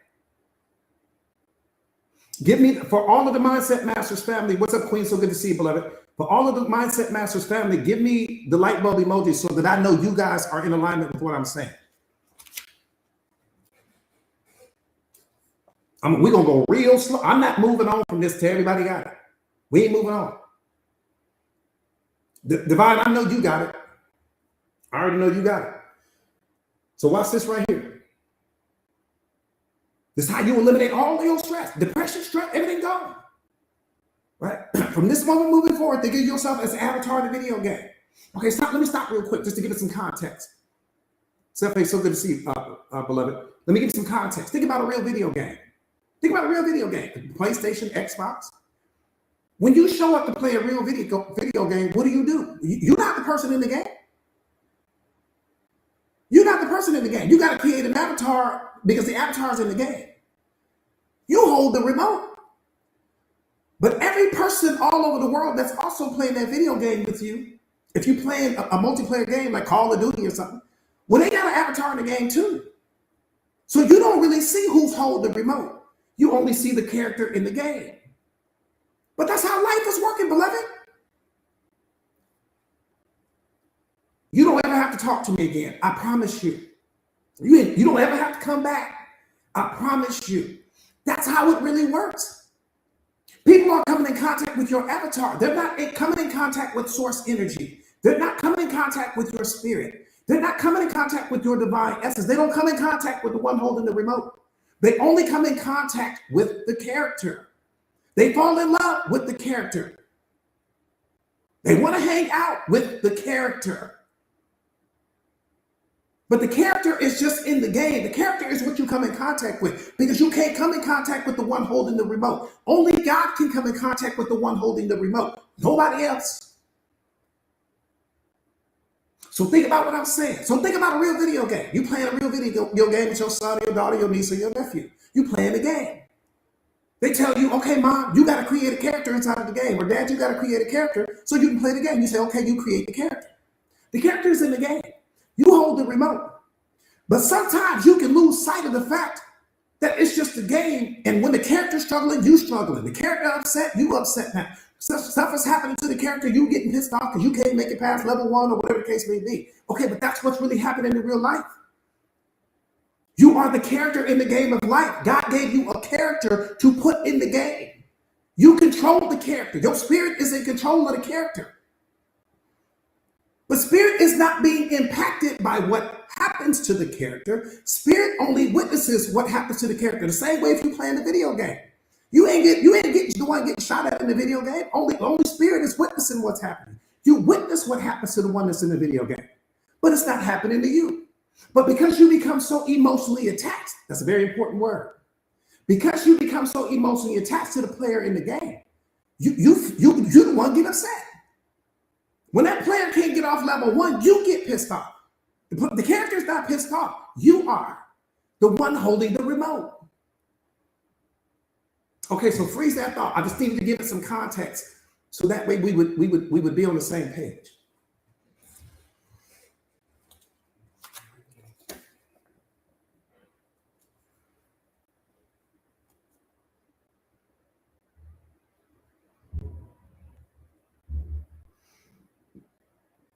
So let me go back to the beginning one more time. Sandy, what's up, beloved? So good to see you. Let me just go back to the blending, and so we can get in the flow state. Again, so that from this moment moving forward, come on, y'all, I need you to work with me here. From this moment moving forward, you just think about yourself as an avatar in the video game because that's the real reality of it. That's the real reality. You think about yourself as the avatar in the video game, and your conscious awareness is the actual player. That's the truth. This is all universal truth I'm giving you right now. So you used to say, oh, I'm failing, or this hurt my feelings, or this over here happened to me. And now you're going to say, this character, whatever your real name is, but this is happening in your mind. This ain't something that you verbalize to other people. This is all happening in your self-talk. So what you say is, from this moment, you say, so this character, whatever your name is experiencing a challenge on the career level. Let's just say you're having a challenge at your job, something going on at your job. Again, you creating space. This is you, real you. And this is the character. So you said, okay, the character is having a challenge, is having challenges on the career level. Your job in that moment is to ask yourself a question from a place of non-emotion. That's the most important part. From a place of non-emotion, what is the best advice that I can give this character right now? What move should this character make? Should the character leave the job? Should the character stay at the job? Should the character maybe show up 30 minutes early, leave 30 minutes late? What does the character need to do? That's it from the I ain't stressed out. I'm not depressed. I'm not angry. I'm not spiraling all out of control. I'm just asking myself a simple question. I'm the divine. I'm controlling the character. I'm spirit. I'm controlling the character. So what I'm asking is, what advice should I give the character right now so that the character can thrive? That's it. All of that coming from a place of non-emotion.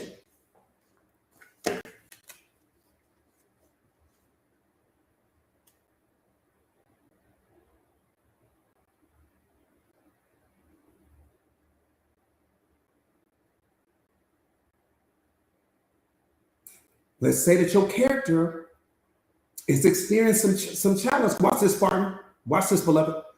Let's say that your character is experiencing some challenges on the relationship level. One more time, you're going to put yourself in park from a place of non-emotion. It's the most important part. I'm creating space. I'm source energy. The character is the one in the game. The character is going through problems on the relationship level.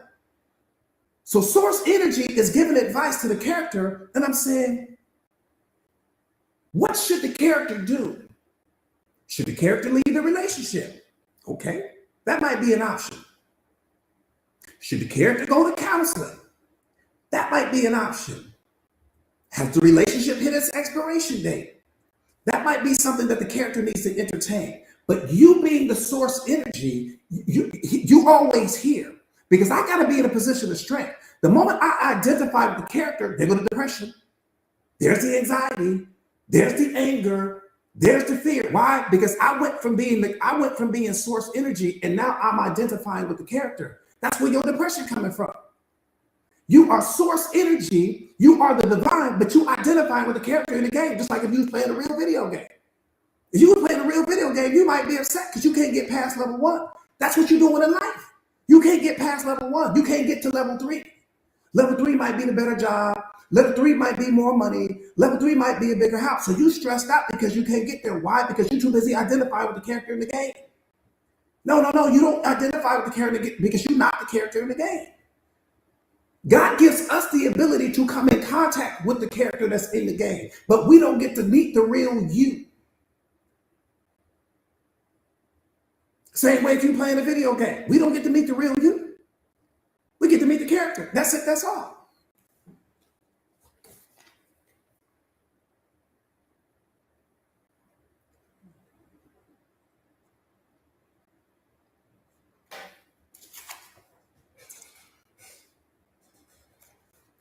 So one more time, your character, non-emotion, y'all. Non-emotion.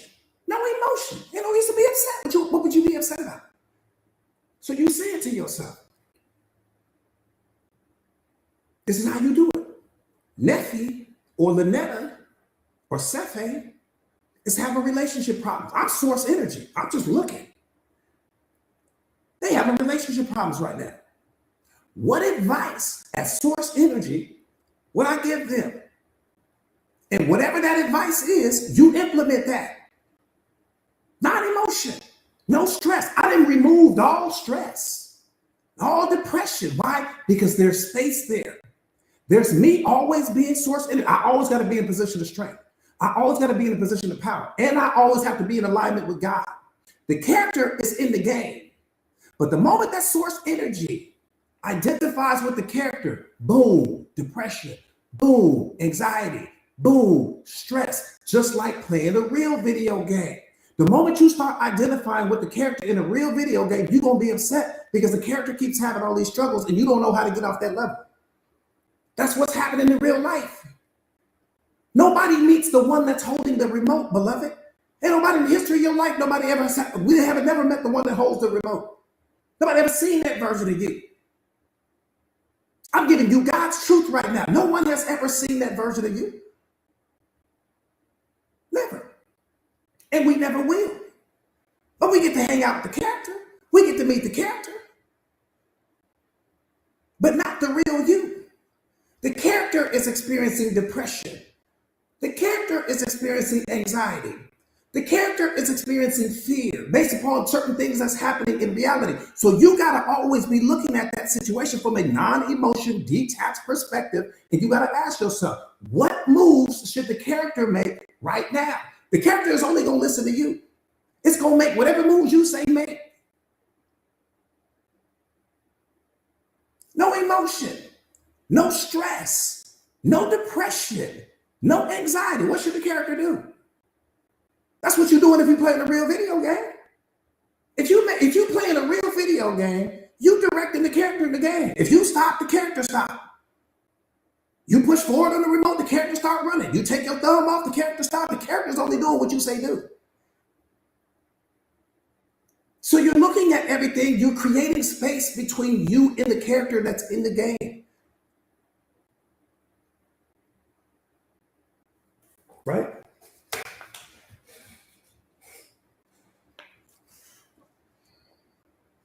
So again, your character right now is experiencing some relationship challenges. Okay.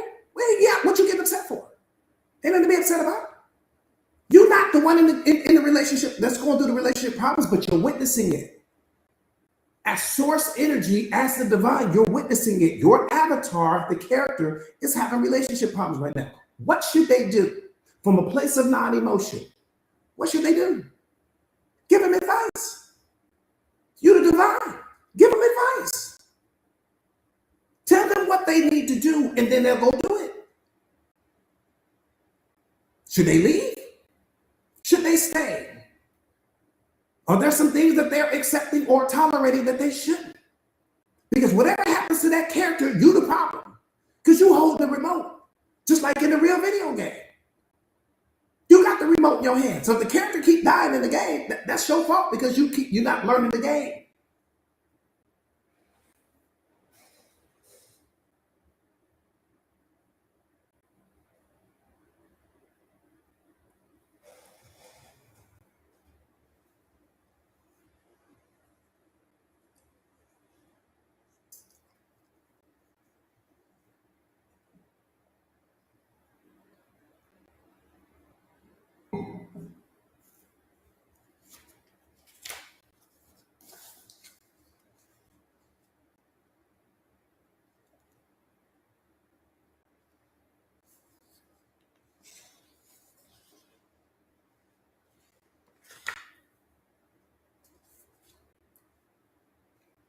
for all of the Mindset Masters family, I'm gonna put this piece in the community for you guys. You will have this today.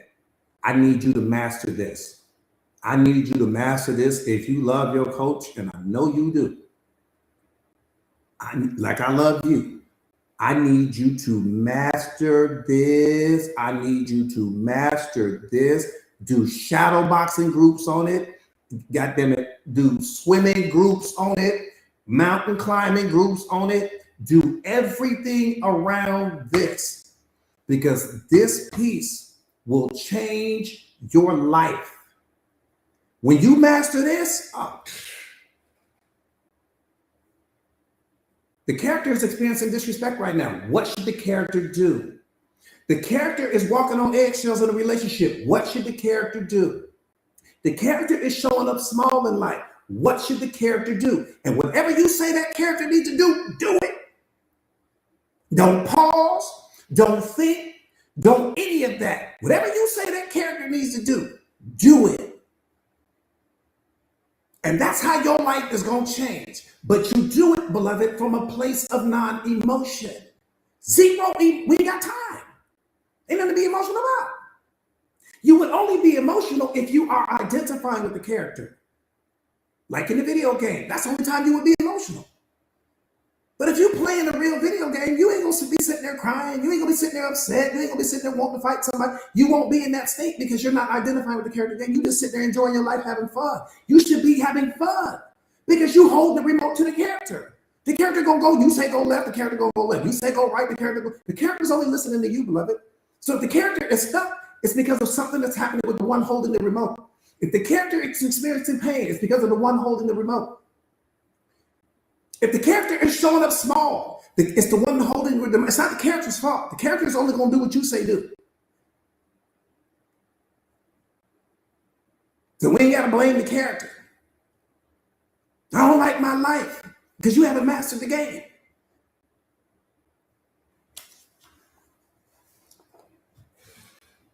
So this is what I want you to ask yourself. This is what I want you to ask yourself. What's the most logical, again, not emotion, all love in your heart. Love in your heart, beloved. You got time to anger. With love in your heart, you say, what's the most logical move for the character to make right now? I'm trying to get the character to the next level. You're trying to win the game. Come on, y'all, you're trying to win the game. So you asking yourself, what's the most logical move for the character to make right now? But if you got your emotions involved, you're going to make an emotional decision. And emotional decisions are the worst decisions in the world because they're one-sided. This is why I say from a place of non-emotion. If you're thinking about how, let me slow down. If you're thinking about how your next best move is going to impact the character next to you, you're going to lose. Some of you guys are making decisions based upon how it benefits somebody else. Some of you guys are making decisions because you're so afraid of how it's going to impact somebody else. So you're making the wrong decisions and you're making bad decisions. Hell no, we ain't doing that. When you say to yourself, what is the most logical decision right now that I can make for the character in my game? Make the decision. But the moment you start thinking about, well, how's it going to impact them? And they not going to like it. And I don't want to hurt anybody. You're going to lose the game, man. God sent you here to win the game. He didn't send you here to let him take care of what's the pain in them. Whatever pain go brew up in them, it's not because of you. It's because of their reaction to you, but not because of you. That's why most of you guys are stuck right now. You stuck because you only make decisions that benefit other people. You always thinking about how it's going to impact the other person first. You last. Hell no, we got to switch that around. You first, then last.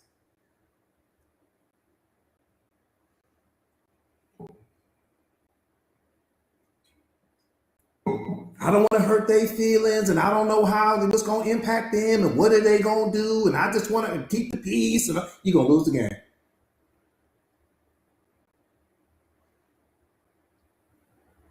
You're about to lose the whole game.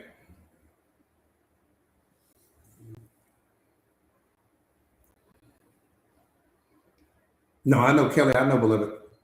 You're gonna lose the game. God sent you here to win the game. How you gonna win the game if you worried about what the next character's avatar is doing? You don't win the game like that.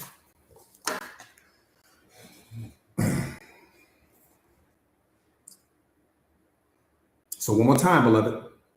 So what you're gonna say is this to yourself. Non-emotion. Remember, we always keep in space. Here's you. I always got to be in a position of power. Shakita, I appreciate that, beloved. And thank you guys so much for sending me the gifts. This is you. Here's the character in the game. This is you. Here's the character in the game. These two can never merge. Because once these two merge, depression, anxiety, fear, right? Unhappiness, because you emerge, you identify with the character in the game. No. Keep that space. And you're going to ask yourself this question: what's the most logical decision? Not an emotion. Go to the most peaceful place that you can find. What's the most logical decision that the character can make right now? Get everybody else out of your brain. What's in the character's best interest right now? And whatever you come up with, take that to God. Whatever you come up with, do it. And I promise you, if you do that, and if you move through life, you remove depression, you remove anxiety, you remove unhappiness, you remove fear, you remove all of that, because that's how I move through life. The character's out of shape. I need to take the character to the gym. The character's trying to get to the next level. I need to add more information to the character. The character trying to become a life coach. I need to add that certification to the character. The character is in a relationship that's hit the expiration date. I need to remove the character. The character going to be stuck in the relationship. It's not the character's fault, right? So everything is what's in the best interest of the character. I'm in control of the character, but that's the real truth. You are not a body that has a spirit. You are a spirit that was given a body by God. Control the character. That part right there, beloved, that part right there. One life. Yeah, you got to build the character. Your job is to make think about a real video game.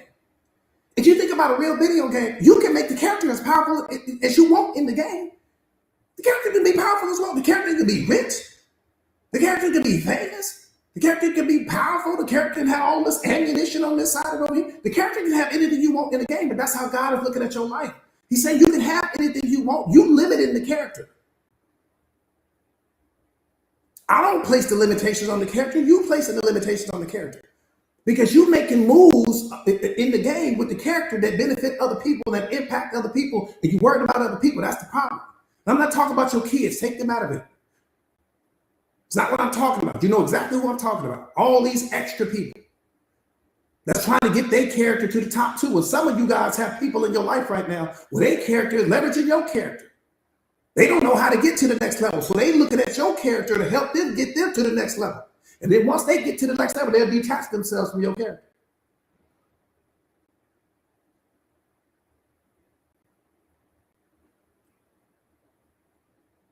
You ain't heard none of what I just said. Couldn't have heard it.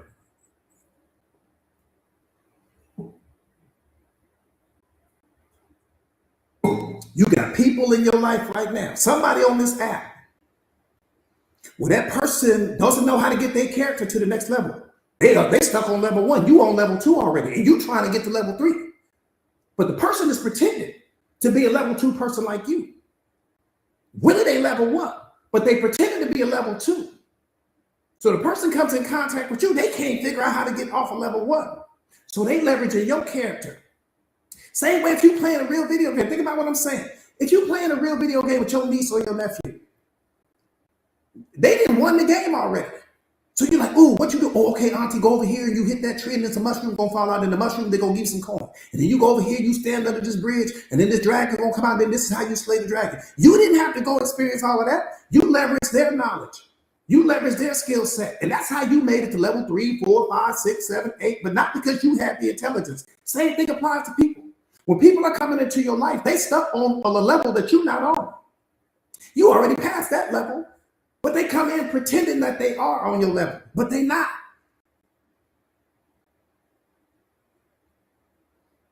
So the person is looking at you like, damn, if I could just get to level 2, I'll be happy. And you didn't help them. You didn't jumpstart them and got them to level 2. Not because they earned their way there. not because they was deserving, but because they came and leveraged what you knew, came and leveraged your financial resources, came and leveraged your credit, came and leveraged all of the things you had going on, and you helped them to get to level 2. They ain't never been to level 2 in their life. You was the first person that helped them to get, they ain't never seen level 2 life. You focused on level 3. And then at some point in time, you figured out, this ain't a level 2 person. That's what you figured out. At some point in time in that relationship, you figured out this person ain't really a level 2 person. Yeah, they came in wearing the mask of a level 2 person, but they really weren't a level 2 person. That's what you discovered. Now, it might have took you a year to discover that. It might have taken you 6 months. It may have taken you to it. At some point in time, you know it and I know. At some point in time, you started to scratch your head like, wait a minute. Some shit ain't adding up here. Something ain't adding up here. This person ain't who they say they are. They really ain't been to level 2 before. They ain't never been to level 2. I really got a level 1 person that's wearing the mask of a level 2 person.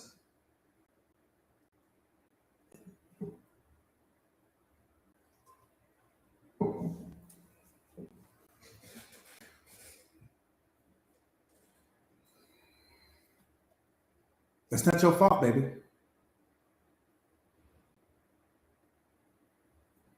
That is not your fault. It's your fault if you stay. Now, I'm going to say that. It ain't your fault. It is not your fault. It is only your fault if you stay. It is only your fault if you stay.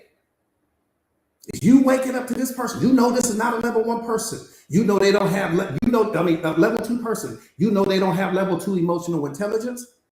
You know they can't give you level 2 love. You know that they don't respect you as a level 2 person. You know all of that. And you keep waking up every day to that person, and you didn't already discover that they're not a level 2 person like you. They just, and it doesn't mean that they're a good person and you're a bad person. That ain't got nothing to do with good or bad. This person doesn't have the emotional capacity to love you the way you want to be loved. They don't have the self-awareness to love you the way that you want to be loved. They haven't experienced life at a level that you've experienced it. They don't have level 2 education. Yeah, they might have read a book or 2, but they don't have level 2 education like you. They got level 1 education. If you learned all of that and you still waking up to this person, waiting on them to become a level 2 person one day, then you the problem.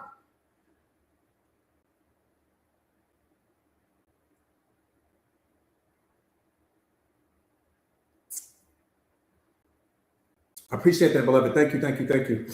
Do me a favor, you guys, and share the live. Christina, thank you, beloved. Thank you, thank you. Do me a favor real quick, you guys, and share the live to your stories if you haven't already done so. Marie, what's up, beloved? He got my lighter in the building. All right. So I spoke to you directly. That's okay, beloved. That part is it's not your fault. You know, it's not your fault. It's not your fault. Not your fault at all. It only becomes your fault if you stay.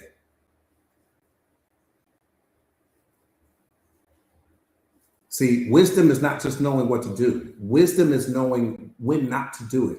Wisdom is not just knowing what to say. Wisdom is knowing when not to say it, right?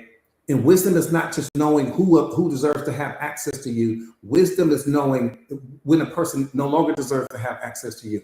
And that's what's important. What you want in life is not what's important.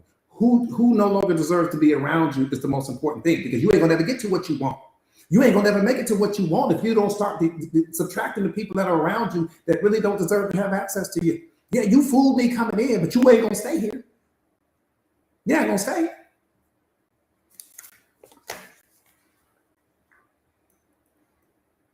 See, people think, no, you just say what needs to be said. Now, you don't always say what needs to be said, because sometimes that can get you in trouble. Wisdom is knowing what to say, but it's also knowing when not to say it. Wisdom is knowing what to do, but wisdom is also knowing when not to do it. It's not always the right kind. Sometimes you got to pick and choose. Okay, I'm getting ready to have this conversation with this person. I'm getting ready to break this relationship up. Don't do that in the privacy of your home. Go to the roots, Chris. Go to somewhere public where that person ain't gonna act a damn fool, because you're getting ready to break that relationship up. So one more time, wisdom is not just knowing what to do, it's knowing when not to do it. I'm gonna go have this conversation at the best, most luxurious hotel in the city. Come on, let's go have drinks. That's what you say. Let's go have a drink. Oh, okay, yeah, let's go do it. And then you go have drinks. And when you leave that hotel, you'll leave single. Came in a relationship, left single. Came in with all this baggage, left empty. That's how you move.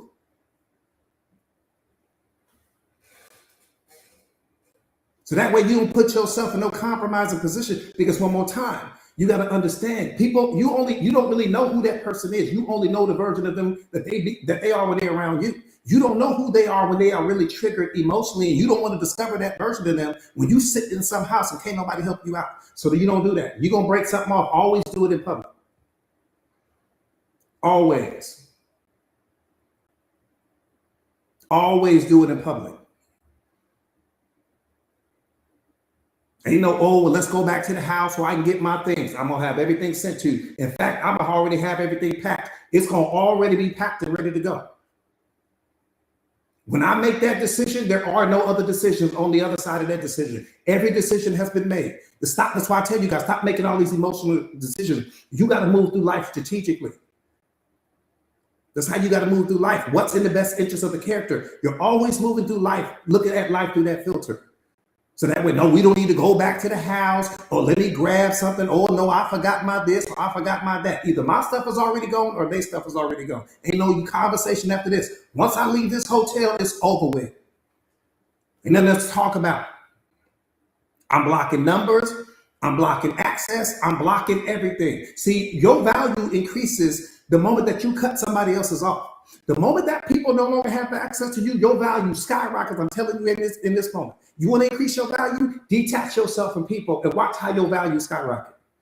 People don't appreciate what they have too much access to. I keep telling you guys that. You give a person too much access to you, your value decreases exponentially.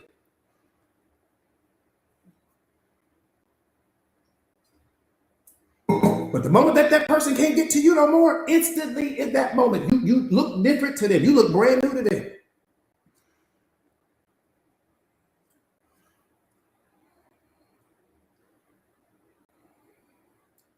Period. I'm telling you, people don't appreciate what they have too much access to. It's sad but true. Sad but true. All right, let's get busy. We got work to do. We got mouths to climb. We ain't got time to be talking about these low vibrational people.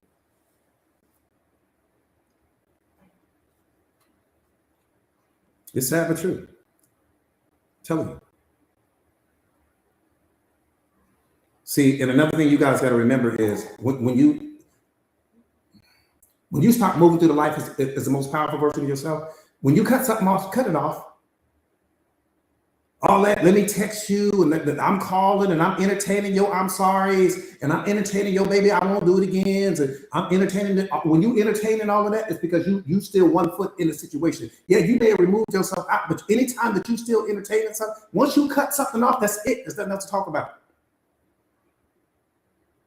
Nothing else to talk about. You still entertaining text messages, you in the relationship. See, you don't have to be in a relationship physically to be in it mentally and emotionally. The people either deserve to have access to you or they don't. If the person doesn't deserve to have access to you, why are you entertaining text messages? Why are you still entertaining calls? Why are you still entertaining apologies? Why are you still entertaining baby I'm sorry? Let me tell you why you're doing it. You're doing it because you hope they say the magic word to get you to go back to that situation again, because you're really not done with it. Yeah, you're trying to prove a point, but you need to prove one to yourself first. What are you worth? That's what's important. Damn what they want. What do you want? There was a reason why you left the relationship to begin with. Don't forget what the reason was. You need to constantly remind yourself.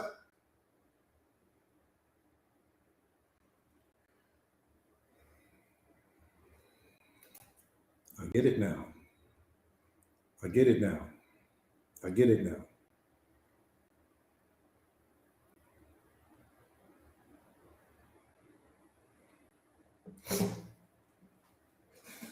That's rosy retrospection. That's rosy retrospection. That's rosy retrospection. Rosy retrospection. I can make the argument is one of the most dangerous things in the world. When you are on the way to becoming the most powerful version of yourself, especially if you don't know what it is. Rosy retrospection. Let me tell you what that is. Rosy retrospection is the psychological phenomenon where you look at your past through rose-colored glasses. And the way that your mind works is this. It will remember all of the highlights from the relationship. It will remember all of the highlights from your childhood. It will remember all of the highlights from who you used to be. It will only remember the highlights, not the lowlights. It won't remember all of the pain that you suffered when you was in that relationship with that person. All of the disrespect that was happening. All of the verbal abuse that was happening. Sometimes the physical abuse that was happening. It's not giving you that. It's just giving you see, that's why oftentimes we'll feel like our past in our childhood, when you reflect on that, you're like, oh, I can't, man, I miss my past. Life was so simple back then. It was so good back then. And all these other, that's rosy retrospection. Because what your mind isn't reminding you of is that at that time when you was in the past, when you was actually in that moment, you couldn't stand your life at that time. You was bored as hell. You weren't where you wanted to be, but it's not giving you all of that. It's just giving you all of the highlights from that. And so when you don't understand rosy retrospection, it will trick you into believing that your past was a better time than what's happening in your present. You say, oh, I missed that relationship that I used to have with so-and-so. Well, why'd you leave the relationship? You left the relationship because there was disrespect going on. You left the relationship because there was abuse going on. But see, your mind isn't reminding you of all of that. It's just giving you the highlights from that relationship. It's just giving you the highlights from your past. It's just giving you the highlights from certain things. That's why self-awareness is so important. Because rosy retrospection will trick you into believing that what's behind you, that there's more behind you than there is in front of you. And that's not the truth. The truth is your peak is in front of you. You don't peak in your past. You peak in the future. You don't peak in your past. You peak in the future. So no, you haven't hit your peak yet. And what's important to understand is that some of you guys haven't even discovered what your purpose is yet. So how can you have peaked? You ain't even hit your purpose. You haven't even unlocked the most powerful version of you. So when you don't understand rosy retrospection, it'll have you looking at your past.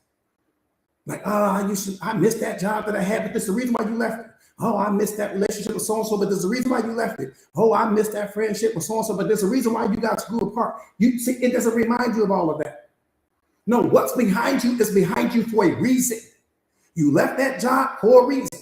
You left that relationship for a reason. You left that friendship for a reason. Your childhood was what it was for a reason. But you don't remember all of the pain and the suffering and everything you went through during that time. And your mind won't remind you of all of that. And so when you start to really understand rosy retrospection, it'll cause you to understand, like, okay, look at your past, but don't attach emotion to it. Look at it from a place of wisdom. Look at it through the filter of self-awareness where you're just saying, damn, yeah, I remember that person, but I also remember why I left. Yeah, I remember that job, but I also remember why I left. Yeah, I remember that friendship, but I also remember why I didn't want to stay in it. That's self-awareness. Because if you don't understand rosy retrospection, it'll make you think that what's behind you is more important than what's in front of you.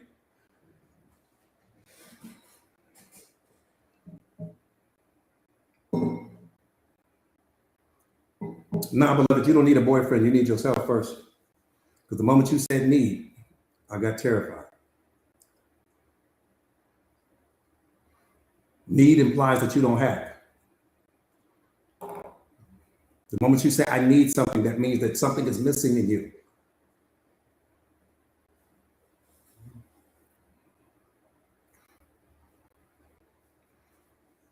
If you need a boyfriend because you have unconditional love in you, and you have so much unconditional love that you want to share the unconditional love that's in you, go get the boyfriend. If you are the happiest you have ever been in your life, go get the boyfriend. If you are experiencing the most joy and peace in your life, go get the boyfriend. But don't go get the boyfriend because you're looking to become happy. Don't go get the boyfriend because you're looking for love. Don't go get the boyfriend because you just want to be happy. Don't go get the boyfriend because you're lonely. Don't go get the boyfriend because you're bored. Don't go get the boyfriend because all of your little friends have relationships and I want to be in a relationship too, coach. Don't go get the boy. Those are all of the reasons that the relationship is going to fail. It's all the reasons it's going to fail. Every reason that's got you looking is the number one reason why it will fail. You got to be careful with that word need. Need means attachment. Need means clinging. That's exactly what you're going to do. The moment that the honeymoon phase of that relationship wears off, and it will, and you start to see the real them, and you will at some point in time, now I'm empty, I'm void. Everything you're looking for in a relationship, you need to bring first. If you don't bring it, you can't expect to get it from the relationship. That's why relationships fall apart, because people step into the relationship looking for things that they were supposed to bring. Every person that's in divorce court right now, that's why they're in divorce court, because they needed a husband, needed a wife, needed a companion, needed a this. Need is connected to attachment. Need is connected to clinging. Need implies that there's something missing in me. You go to the grocery store because you need something. You go to the barber shop because you need something. You go to the nail salon because you need something. Why? Because something was missing in you when you went to those places. And when you say, I need a boyfriend, same rules apply. Now, let's discover what's missing in you first. Then go get the boyfriend. Because when you are unconditional love, you're not looking for anything because things are too busy looking for you.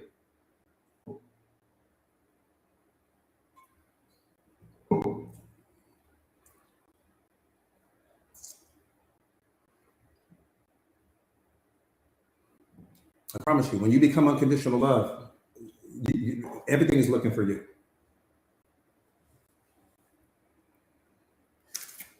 All right, boom, let's get big. Let me give you guys this real quick.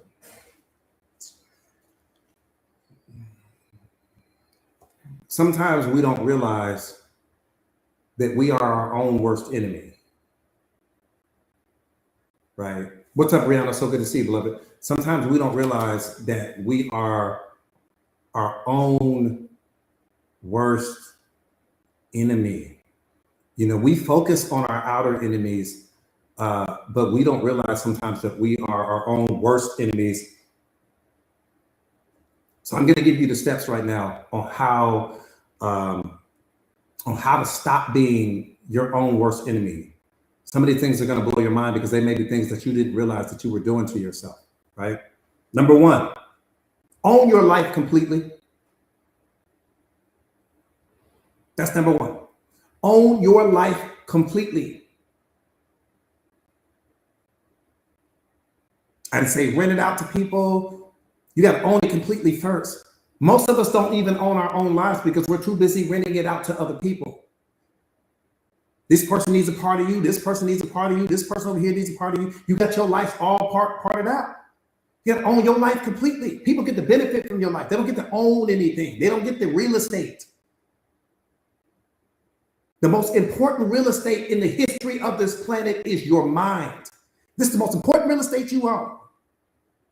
Doesn't matter what the external real estate is, because if we don't take care of the internal real estate, the external real estate ain't gonna be nothing. This is the most important real estate you own. I gotta control that. I don't give a damn about what's happening with the external real estate. All that's replaceable. I gotta control the internal real estate because I gotta live here. See, your address, that's your home. This is where you live. You experience everything here. I don't give a damn about where your address is. That's your home. This is where you live. Because if we don't got it right here, it doesn't matter what's happening out here. And that's why so much depression is going on. And you're not right in your mind. That's why the anxiety is coming, because you're not right in your mind. That's why the sadness is coming, because you're not right in your mind.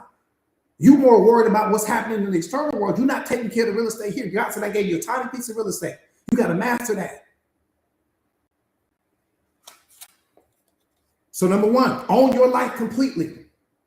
Because some of you guys are moving through life and making decisions that benefit others first and benefit you second.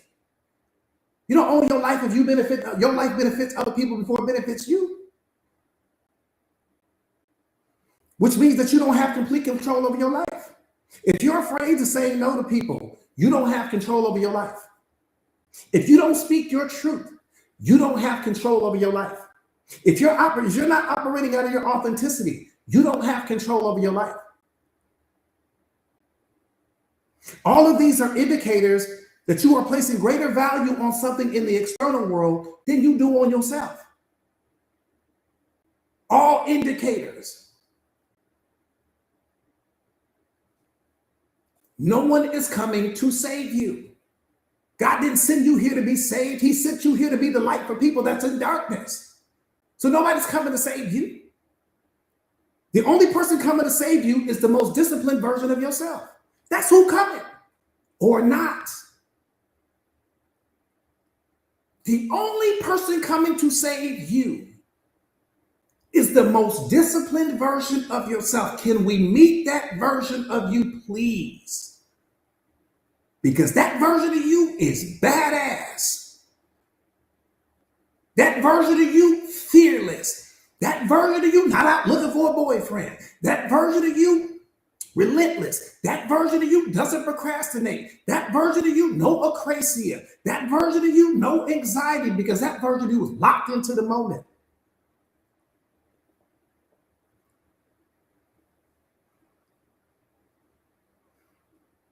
See, if you don't get control of yourself, you're going to watch others live a life that you were too weak to build. That's why you got to do it. You're watching people build a life that's got the same mind as you. Same mind as you. God gave them 1,440 minutes in a 24-hour day, just like you. The person don't have more time than you. They don't have access to a better brain than you. None of that. It's what they do with their time that separates them from you. It's how they value their time that separates them from you. It's their level of discipline that separates them from you. That's it. God is like, the life you want is connected to the most disciplined version of yourself. You don't have a lot of discipline, you're not going to have a lot of luxury in your life. It's just that simple. Right now is the time to become the strongest, happiest, and most disciplined version of yourself. Now. Not, okay, coach, I'll work on it. Okay, I'll think about it. Discipline is a decision. You don't need to ramp it up. You don't need to pump it up. You don't need to believe in it. You just need to become it. And the moment you become it, your life changes immediately. Number 2, prioritize personal growth. Because your habits in private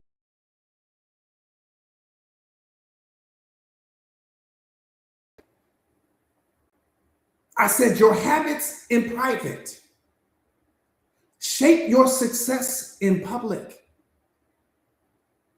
Invest all of your free time in learning, improving, and growing.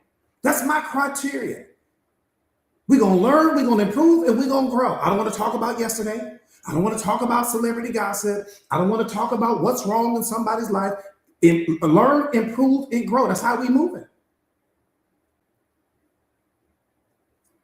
The moment you dedicate yourself to personal excellence, your life will never be the same. You can do that right now. Doesn't cost you any money. Doesn't matter how much money is in your bank account. Doesn't matter what your credit score is. Doesn't have anything to do with any of that. You can dedicate yourself right now to personal excellence. Right now.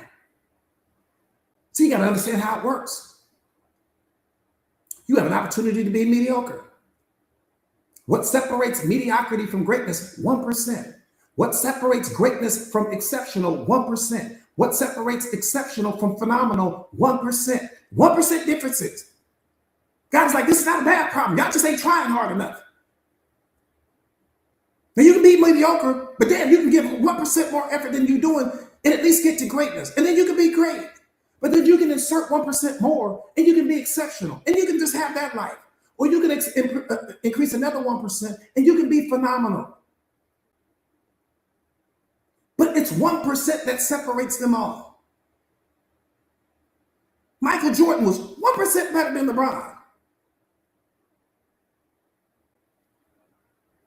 This 1%. That's all it took.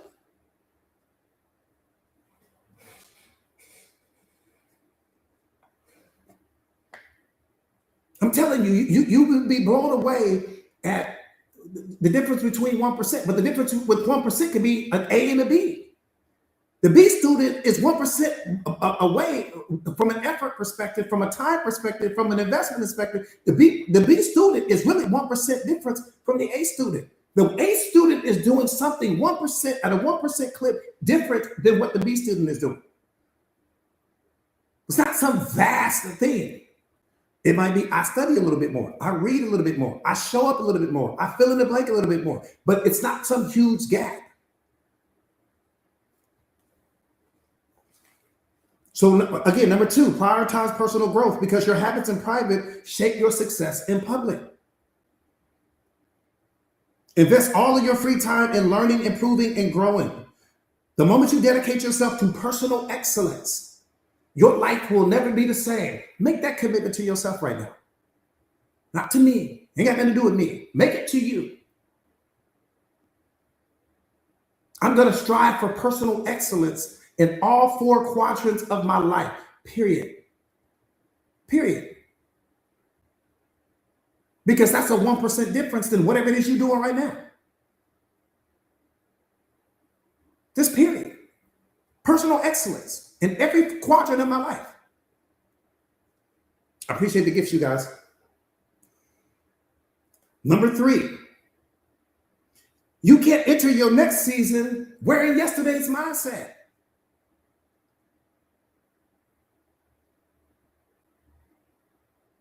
You can't enter your next season wearing yesterday's mindset. You can't keep asking God for next level blessings with first level habits.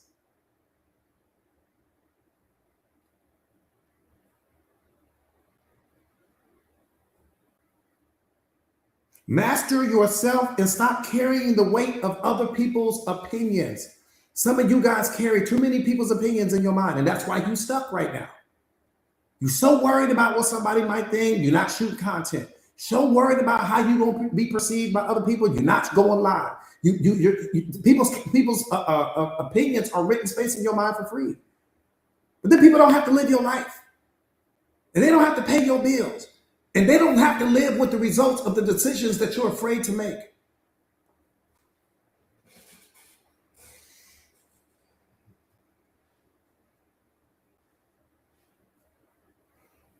You got to stop waiting on someone else to give you permission to live the life that God created you to live.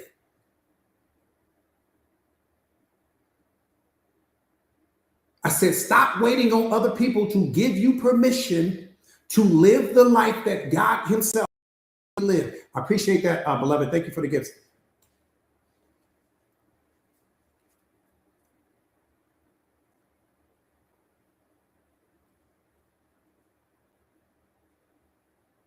See, you got to understand that self-mastery speaks louder than any form of recognition. When you become a master of self, nothing is more powerful than that. Nobody's clap will ever be louder than yours. No one's validation will ever be more powerful than yours. No one's love will ever hit harder than yours. When you become a master of self. You're not waiting on anybody to give you anything because you understand that anything that you can give me, I can give myself. In fact, I got to give it to me first because if I don't give, I will never receive what I'm not willing to give myself. I appreciate that, beloved. Thank you. Thank you, beloved.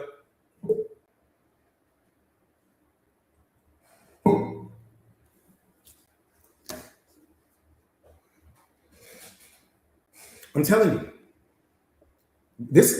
we going for mastery. We're not settling for anything less, you guys. This is lion school. Like I told you, we in lion school. This ain't hyena school. We ain't trying to be gazette. This is lion school. You got to show up as the greatest version of you. Personal excellence in every area of your life. Instead of chasing validation, chase getting better every day. That's all I'm saying. Instead of chasing validation, chase getting better every day. Instead of chasing love, why not become it? Why chase what you are not willing to become yourself? And if God is love, and he is, why aren't you? about what I'm saying. You're an extension of him. The one reflection that we are supposed to carry is his. We're not supposed to carry the world's reflection. That we came here to heal everyone that's carrying the world's reflection. We're supposed to carry his reflection, not the world's reflection, not our pain's reflection, not our problems' reflection, his reflection. His only love is his only reflection. There is no other reflection.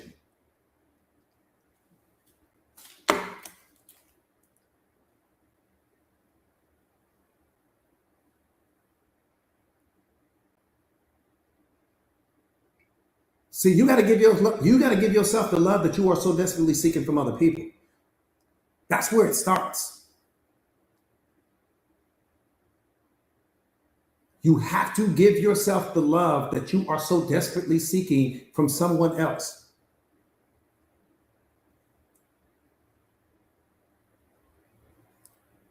I tell you guys this all the time. What you fail to give yourself, you will never receive from someone else. I appreciate that, beloved. Thank you, beloved. What you fail to give yourself, you will never receive from someone else. That should scare you or ignite you. I love that. Thank you, beloved.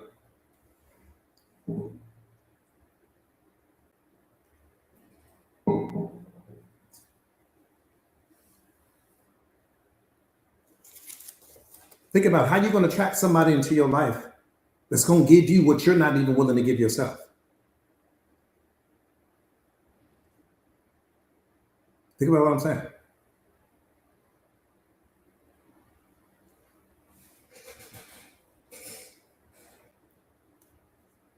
Think about what I'm saying. And I think what's scary about that is we don't understand that we're supposed to be the blueprint. So you won't even know that you're not receiving unconditional love because you don't give it to yourself. And this is why I tell you guys, giving yourself 5-star love is the most important thing. Not just because it's like, oh, I give myself 5-star love. No, because you know what anything less than 5-star love looks like. That's why. If I don't give myself 5-star love, I don't know what it looks like. Which means that there's a standard. What's your standard? Your standard might be 3-star love. That might be your standard. Because you've never given yourself more than that. And because you've never given yourself more than that, you'll never attract somebody into your life that will give you more than that. That's why I'm saying that. So it all starts with me. Whatever I want to receive from the world, I got to give it to myself first. But if I don't give it to myself first, I can't expect it from someone else. So if I'm giving myself 3-star love, I can't expect to get this person to give me 5-star love, and I don't even give it to me. Because you got a certain standard in place. And you attracting people into your life based upon the standards that you have. The love you receive from the world is the love you believe you deserve. No more, no less. So just know that every person that comes into your life is coming into your life because of whatever it is you believe you deserve.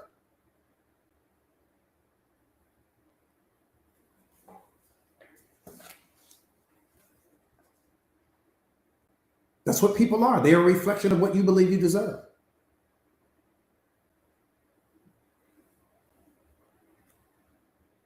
Number 4, let your actions define you and not your words. We become a society where we always talk about what we're going to do. And then oftentimes we don't even do it. We spend all the energy talking about it. So ideas are everywhere, but execution is rare. Success isn't about endless planning or talking. It's about consistent action and execution. You have to move forward without waiting for the perfect moment because every moment is the perfect moment, beloved. They're all perfect. Some of you guys are waiting for the perfect moment. The perfect moment is right now. Matter of fact, the perfect moment was the moment that passed already. The next perfect moment is the one you're standing in.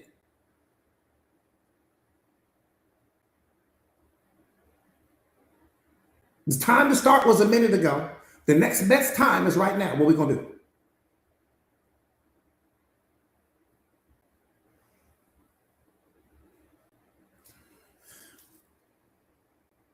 Number 5, Your purpose in life isn't something you find.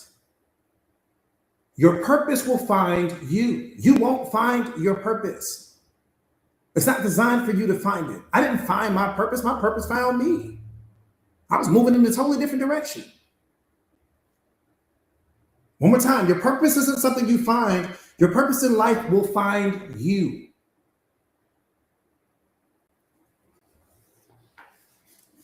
Join my community. For the person that asked that question about the gambling, join my community. And the reason why you haven't found your purpose is because your spirit. This is for the person that talked about the gambling. All of this applies. What I'm saying right now really applies to you. And the reason why you haven't found your purpose is because your spirit has not become unlocked through self-awareness. You're still chasing validation. You're not showing up in life as your most authentic self. You're allowing fear to make decisions for you. Why would God unlock your purpose if you're moving through life that way? Why would he do that? God will not allow you to discover your purpose without you being fully in alignment with him. Because what would be the purpose? What would be the point?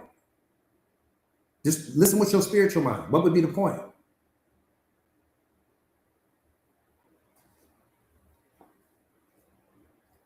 The only thing standing between you and the life you want is the version of yourself that you won't walk away from. That's the problem. The only thing standing between you and the life you want right now is the version of yourself that you won't walk away from.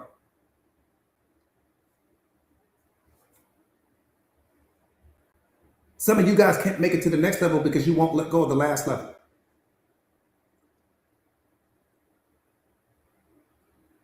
You got next level dreams, but last level habits.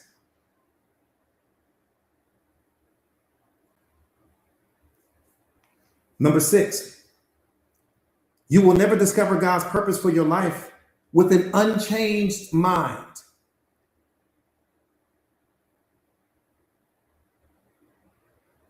You must be transformed, not just externally, but mentally, spiritually, and emotionally as well. If your mindset doesn't shift, your life never will. If your mindset doesn't shift, your life never will. Most people are frustrated because they're praying for God.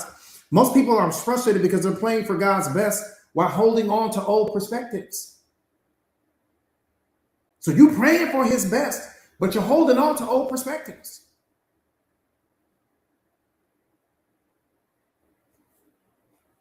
They want to be used by God, but still think like victims.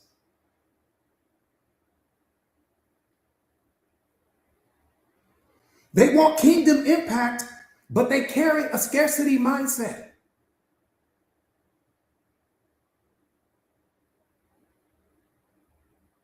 They want to walk in the authority, but they still bow to fear.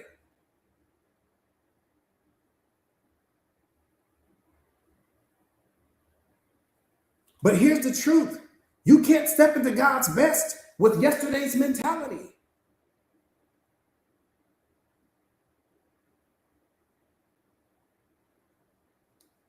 Some of you guys are asking for elevation while refusing his invitation to evolve. So you asking for all this elevation, you praying for all this elevation, but then you don't have the growth mindset to go with it. You don't have the discipline to go with it. Elevation requires discipline. It requires you walking away from who you used to be. It requires some of those things that you do in the dark, because you got to understand your dark is what shows up in your light. If you don't go hard in the dark, you ain't gonna never shine in the light. Who you are in the dark is who you become in the light. You a beast in the dark, you're gonna be a beast in the light. You phenomenal in the dark, you're gonna be phenomenal in the light. You got discipline in the dark, you're gonna have discipline in the light. This is how it works. I go harder in the dark. This is what my light is, only a display of who I am in the dark. I go hard every single day for you guys, Monday through Friday. I show up. I don't say the same thing twice. I'm showing up every single day, new information all the time because of what I do in the dark. It's what I do when you don't see that makes me powerful, not what you see. What you don't see is what makes this version of me. I'm building the character. This is the character. I'm building the character. The character is a life coach. The character is a motivational speaker. The character is a content creator. The character is a fill in the blank. What I do in the dark is what builds the character. Then I bring the character to the light. But if you can't have mediocrity in the dark and then expect greatness in the light, and that's what so many people are doing. If you're great in the dark, you're going to be great in the light. It's automatic.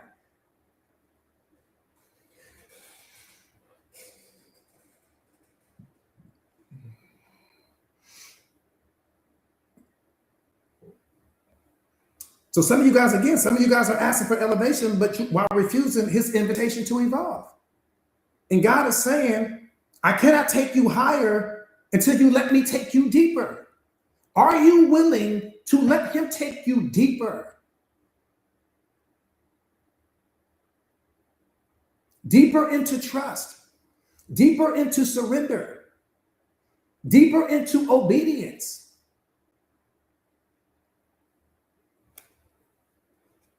Because the platform you're praying for requires a version of you that you haven't developed yet.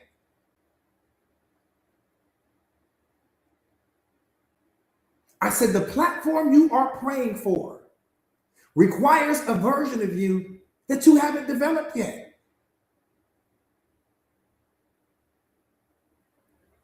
The influence you dream of demands an identity rooted in truth, not trends.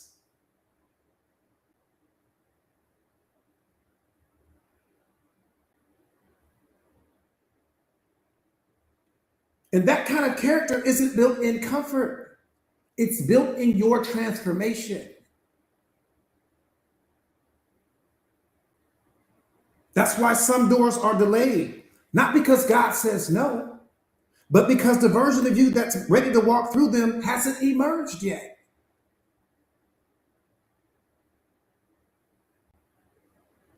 One more time.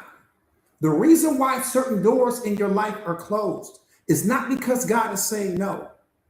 It's because the version of you that you need to become to walk through those doors, you haven't become yet.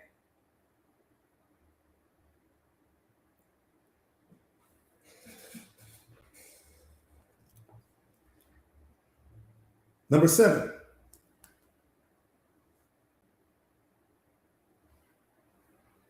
Let's get something clear right from the start. God will never anoint a version of you that you're pretending to be.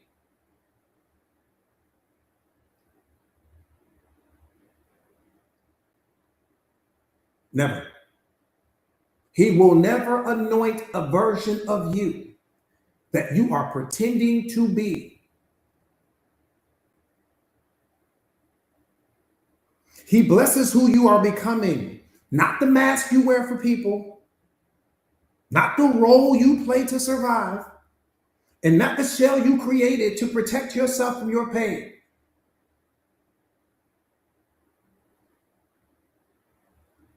He's not asking you to be perfect. He's asking you to be authentic. He ain't looking for you to be perfect, because the most authentic version of you is perfect. That's the easiest version of you. The hardest thing in the world is for you to be someone that you're not. The easiest thing in the world is for you to just be who you are. But we've been who we're not longer than we know how to be who we are. And that's why some of you guys struggle. It's the hardest thing in the world is to be who you are not, because that takes energy, that takes effort, that takes thinking. You don't have to think to be your most authentic self. It doesn't require effort to be the most authentic self. It doesn't require all this energy. It requires energy to be the version of yourself that you pretended to be. That's why some of you guys, when you get home, you just dog tired. You tired because you've been pretending all day. All that takes energy and effort and thinking and all of this other stuff. I'm just being who I am right now. It takes no energy. No energy at all.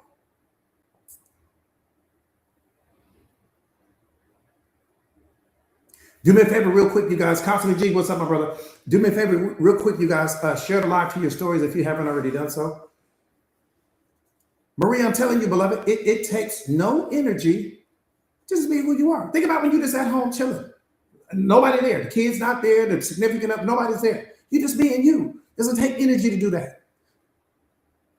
But the moment you got to go get ready, I got to do my hair, energy. Do my makeup, energy. Put on this outfit, energy. Go over here and pretend for these people like my relationship is all together, even though it's in a million pieces, energy. Promote myself that everything is going good, even though I'm in a million pieces internally, energy.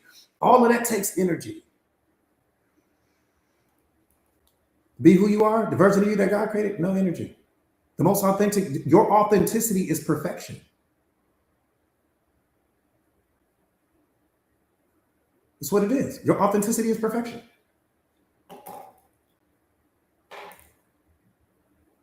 It's perfection.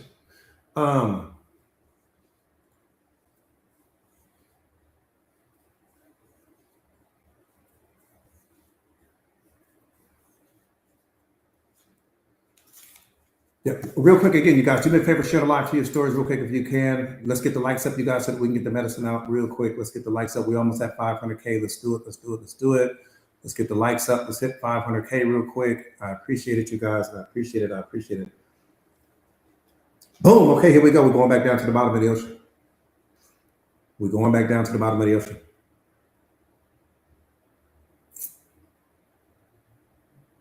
Absolutely, absolutely. Absolutely, absolutely, absolutely.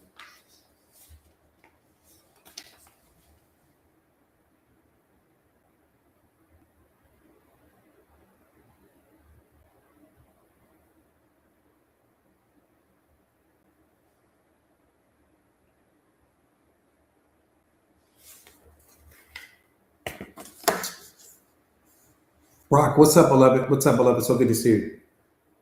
Let me say this real quick.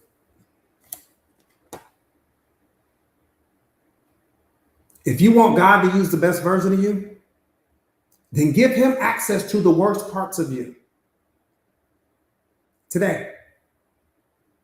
If you want God to use the best version of you, give him access to the worst parts of you today.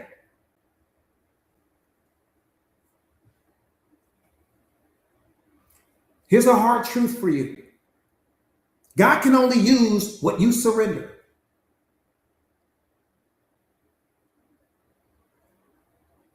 That's why he gave you free will.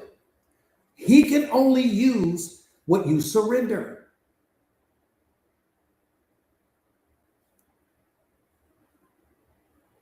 He can't heal what you hide. Because you got to understand, beloved, he gave you free will. So he can only use what you surrender, and he can't heal what you hide. That all that hiding is blocking your purpose. All that hiding is hurting you. All those things that need to be said that you're afraid to say in the relationship and around certain people, all of that's hurting you because it's fracturing your authenticity. You just say what needs to be said when it needs to be said.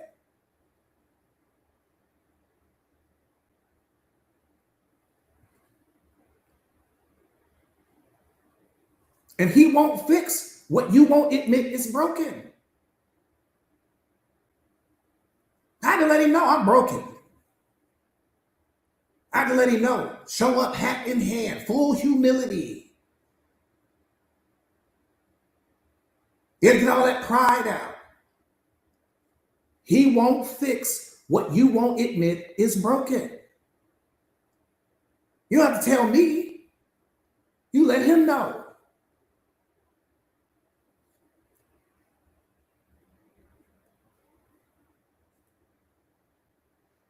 And you also have to know, you will never conquer what you are not willing to confront.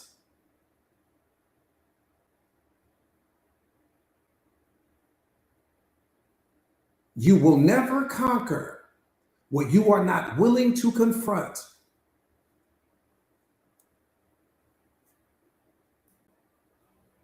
because you can't heal what you won't let surface.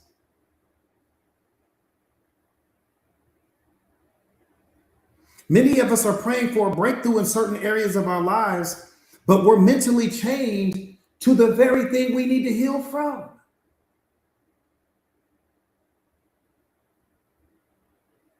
So we're praying for all of this breakthrough in our lives. I get that part. But you're still mentally chained to the very thing that's causing you to need to heal to begin with.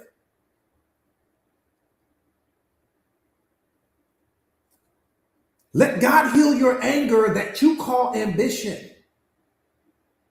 Let him heal the bitterness that you call independence. Let him heal your fear that you've transformed and call it now wisdom.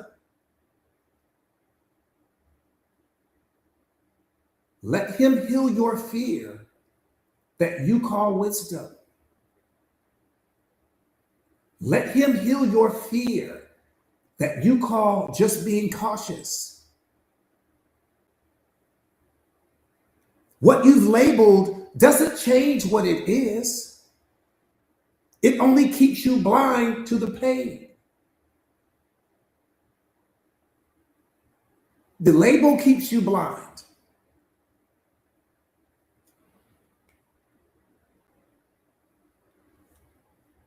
Here's another thing. You keep saying that you don't need anybody. I'm talking directly to somebody on this live right now. Spirit is talking now. I'm talking directly to someone. You keep saying that you don't need anybody. And I know that sounds like strength when you say it. But the truth is, that's only your pain talking. That's your pain. That's the voice of your pain. Because at some point, somebody hurt you so bad that it made you feel like being independent was the only way to stay safe. So now you wear self-reliance like it's armor.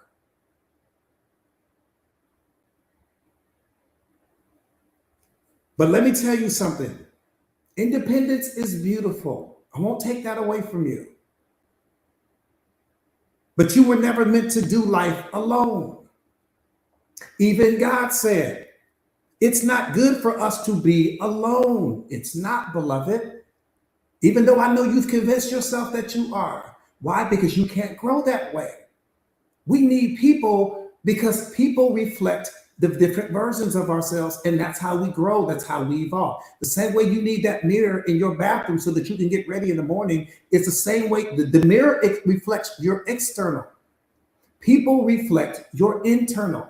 So if you have no people in your life, you don't have anyone reflecting you back to you. And if there's no one reflecting you back to you, then you're blind.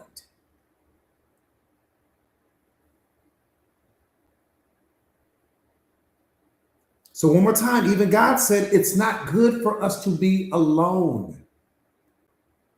You were built for connection, for partnership, and for community.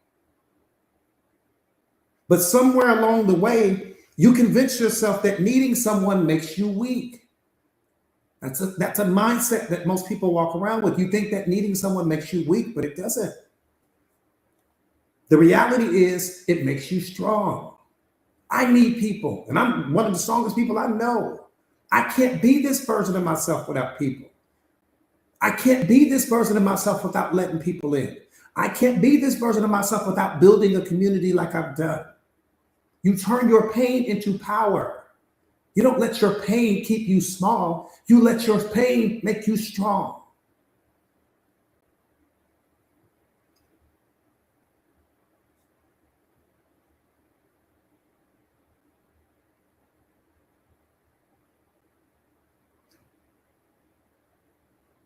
Let me tell you the realest thing I'm ever tell you.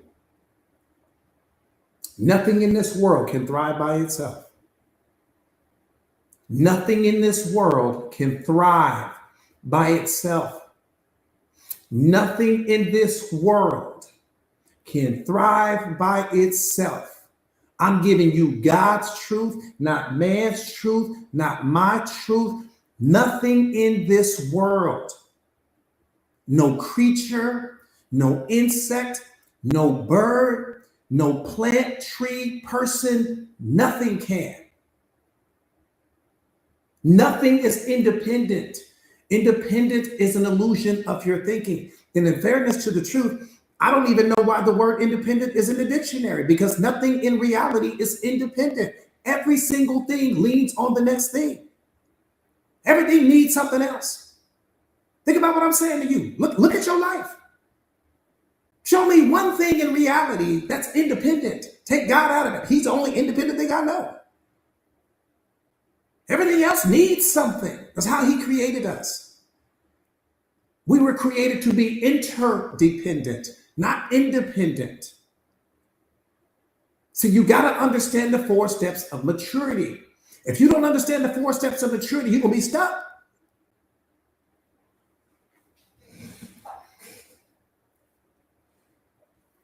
The 4 steps of maturity work like this. Boom, we come into the world. We're dependent because you were a baby and you needed somebody to feed you and get you dressed and take you to school and teach you how to count and teach you how to read and all of these things. So you were 100% dependent on someone else.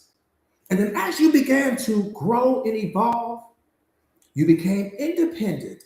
Independent meaning that you could feed yourself and you could clean yourself and you didn't need anyone in the bathroom with you when you would go and use the bathroom. So you hit that stage of independence. That's the problem. Most people never mature out of that, because the final phase is interdependence. But interdependence requires emotional maturity and it requires self-awareness, because interdependence is the moment that you realize that every single thing needs something else.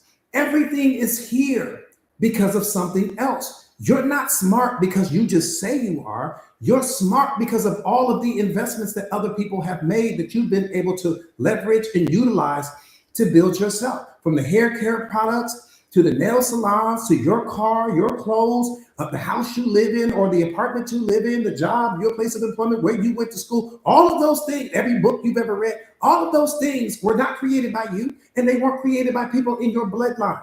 They were created by people that you've never even shared a meal with, but you benefited. That's interdependence.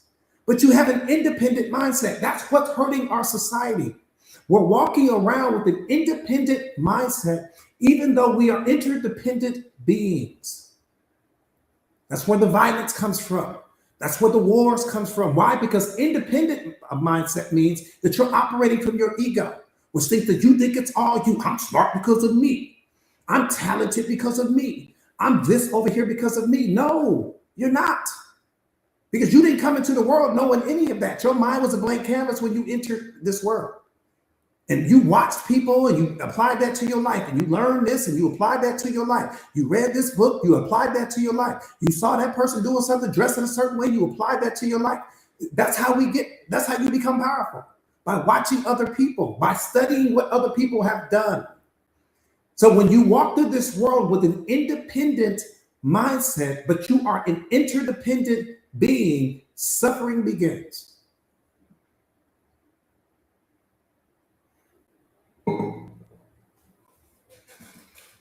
Show me one thing that's independent.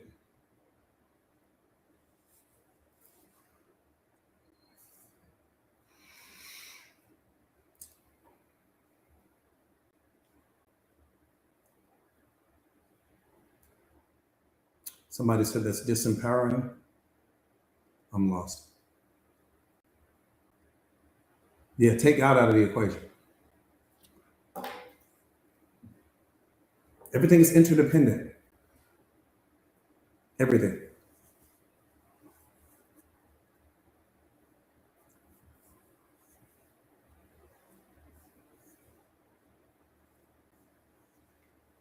I don't even know if I had that question. What was that question?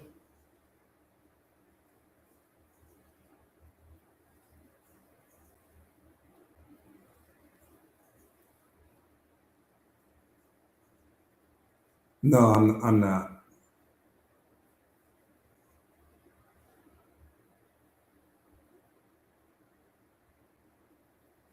What about it, beloved? You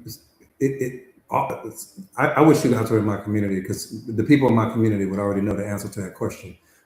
Um, it's if you're cutting people off because they did things wrong to you, I don't even know. I don't know why that's a question, beloved. That has one thing has nothing to do with the next.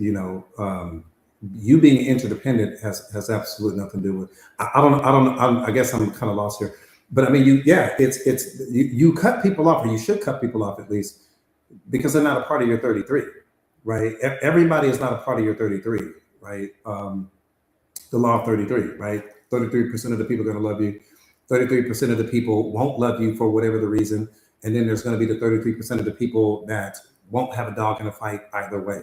Your job is to move through life and to find your 33. That's the most important thing in the world, to find your 33. You may have people in your life right now that are not a part of your 33. Clearly, they're not a part of your 33 because they wouldn't be hurting you, or you wouldn't need to detach yourself from them, or you wouldn't need to disconnect from that person, because the people that are a part of your 33 are going to be people that have a similar mindset to the one that you carry right now, right? So everyone in my life is a part of my 33, period.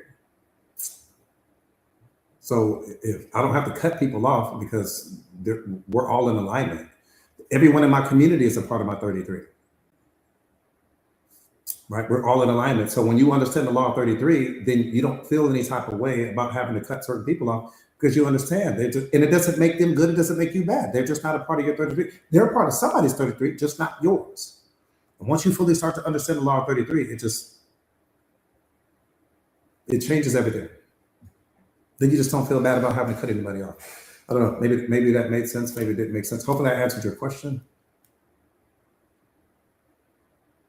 That part right there. Rika. That part right there. That part right there, beloved. That part right there.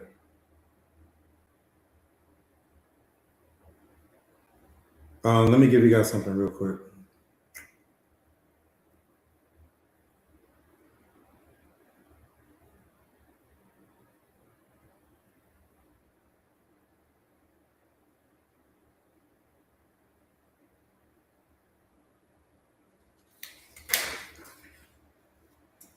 Let me give you guys something real quick. Again, do me a favor real quick, you guys, to share the live. Yeah, I'm gonna tell you guys how to join the community. If you're not in the community right now, you hurting yourself right now. You're hurting yourself right now. Boom.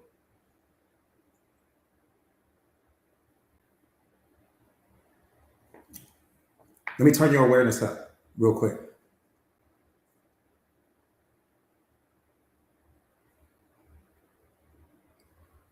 Let me give you this real quick before I jump into what I'm getting ready to say, because they kind of go together. Some of you guys have heard this story. Some of you guys haven't, but it's applicable to the moment, so I want to make sure I share it. It's applicable to the moment, so I want to make sure I share it.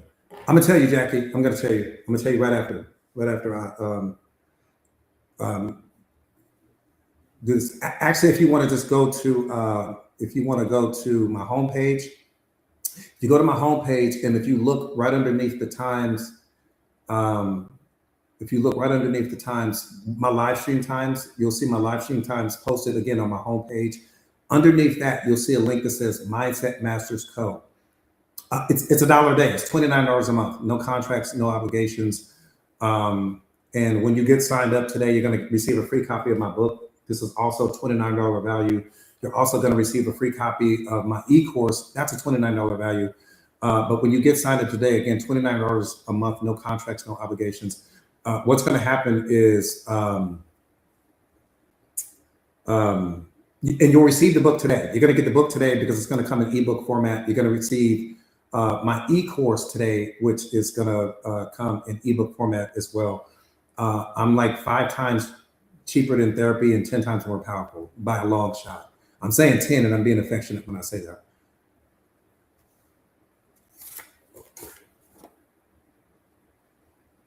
Yeah, and that's the whole point. You're going to become the most powerful version of yourself. That's the whole point in joining the community. You'll be coaching people who are therapists when I'm finished with you. Because I do. But let me get into this piece. Because this is yeah, Jacqueline, you're gonna love it. You're gonna absolutely love it. But let me and just so you know, Jacqueline, real quick, I'm just you pushed out right now. I'm you pushed out right now. I am you pushed out right now. You're looking at your future right now. What do I tell you guys? Every person that you come in contact with shows up wearing the face of some version of you. That can be a future version of you. That can be a version of you that still hasn't healed as of yet. But the point not to be missed is every person shows up wearing the face of some version of you. So I am a reflection of what you are getting ready to become. If you have liked any of what I've been saying, I'm just your reflection right now. And my students will tell you that because everything that I coach, I share it with them. I write it, I perform my live streams, and then I share it with my community. And so many of them, I'm telling you right now, if I were to pull them on a live stream right now, we would all sound the same. You'd be like, damn, he sounds just like Coach. And she sounds just like Coach. And this one sounds just like Coach. Yes, because when it comes to self-awareness, we want the information to be concentrated. We don't want to change it. We don't want to alter it. We don't want to fill in the blank. The difference, they may sound different to me. They may use different metaphors than me. They may, integrate some portion of their past or whatever into the information, and all of that's wonderful. But if you were talking to me, or you're talking to Lynetta, or you're talking to Musa, or you're talking to Deborah or Alana or whoever, we all going to sound the same. And that's the beautiful thing. What's powerful about that is that when they go out to the rest of the world, I don't come in contact with who they come in contact with. Or a Sefe, I don't come in contact with who they come in contact with. So that person won't see me, but they see them. And I know that the information is powerful. I know that it's concentrated. I know that it's universal truth. And I know that it's being represented in the right way, right? Or divine, for example. That's another great example. All right, let me get into this. So,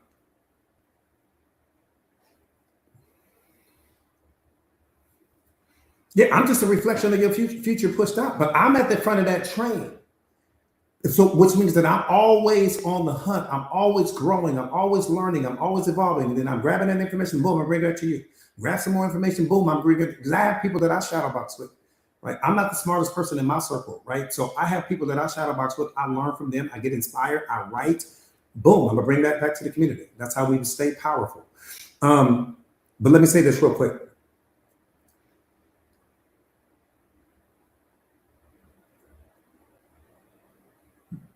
This is a story about the misspent life. So there was a man, and he was poor. Loved his family so much, but he was poor. And so they lived in this tiny little village next to the ocean. And he was a master fisherman. So he would wake up at 4 a.m. every morning. He'd grab all his fishing gear. He'd grab everything he needed. He'd make himself a small little lunch and some snacks. And then he'd head out because that's how he fed his family.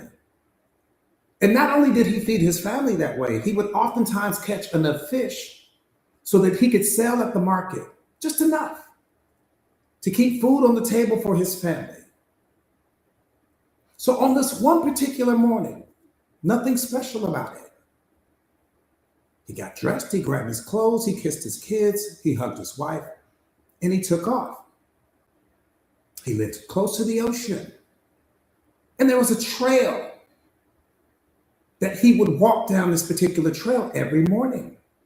But on this one particular morning, as he's walking on the trail, he stumbled upon a sack. That's about 4:30 a.m. So it's still dark outside. He can't see what's in the sack, but he can tell that there's some pebbles in the sack. It's kind of heavy. So he didn't think anything about it. And he put the sack in his bag and he continued to proceed to his normal fishing spot. He got there, he set up all of his equipment like he normally would do. And he was waiting for the sun to rise. And as he's sitting there, he remembered the sack. And so he took the sack out, and to entertain himself, he opened the sack, he put his hand in, and he tossed a pebble out into the ocean, one at a time, just so that he could hear the sound of the plot, just entertaining himself, killing the time. He'd grab another pebble, he'd throw it out. He'd grab another one, he'd throw it out. Finally, the sun came up. He could see. He looked into the sack, and there were 3 precious diamonds in the sack. The entire sack had been filled with diamonds, a fortune in precious stones, wasted. There were 3 stones left. Freeze that thought. That's exactly how people move through life. When you're focused on the past, it's like throwing a stone out in the ocean. When you're focused on the future, it's like throwing a stone out in the ocean. When you're focused on what's missing from your life, it's like throwing a stone out in the ocean. When you're focused on who's not loving you, it's like throwing a stone out in the ocean. When you're procrastinating all day, it's like throwing a stone in the ocean. When you don't have a growth mindset, it's like throwing a stone in the ocean. When you're not loving yourself, it's like throwing a stone out in the ocean. You're no different than the man. At least when it comes to the man, he didn't know what he had. So I can understand his blindness. But when you procrastinate, when you don't love yourself, when you don't have a growth mindset, when you don't have a burning desire to become something greater than you are, it's the equivalent of you just throwing the pebbles out into the ocean. All of that value wasted. But what makes you any different than the man? When you're showing up small in your own life, you're not living from your authenticity. You don't have a growth mindset. You tolerate things that you shouldn't. You walk on eggshells in your own life. You allow people to say things to you that they shouldn't be saying to you. Allow people to show you twice what they've already shown you once. What's the difference?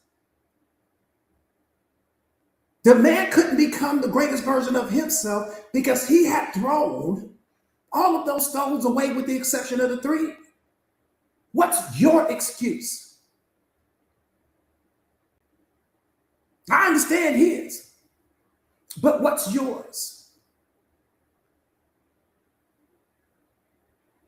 There's nothing worse than knowing you have potential and never living up to it.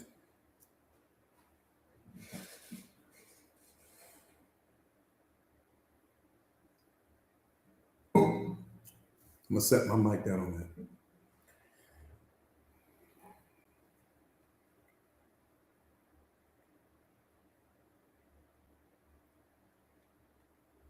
Set my mic down on that right there.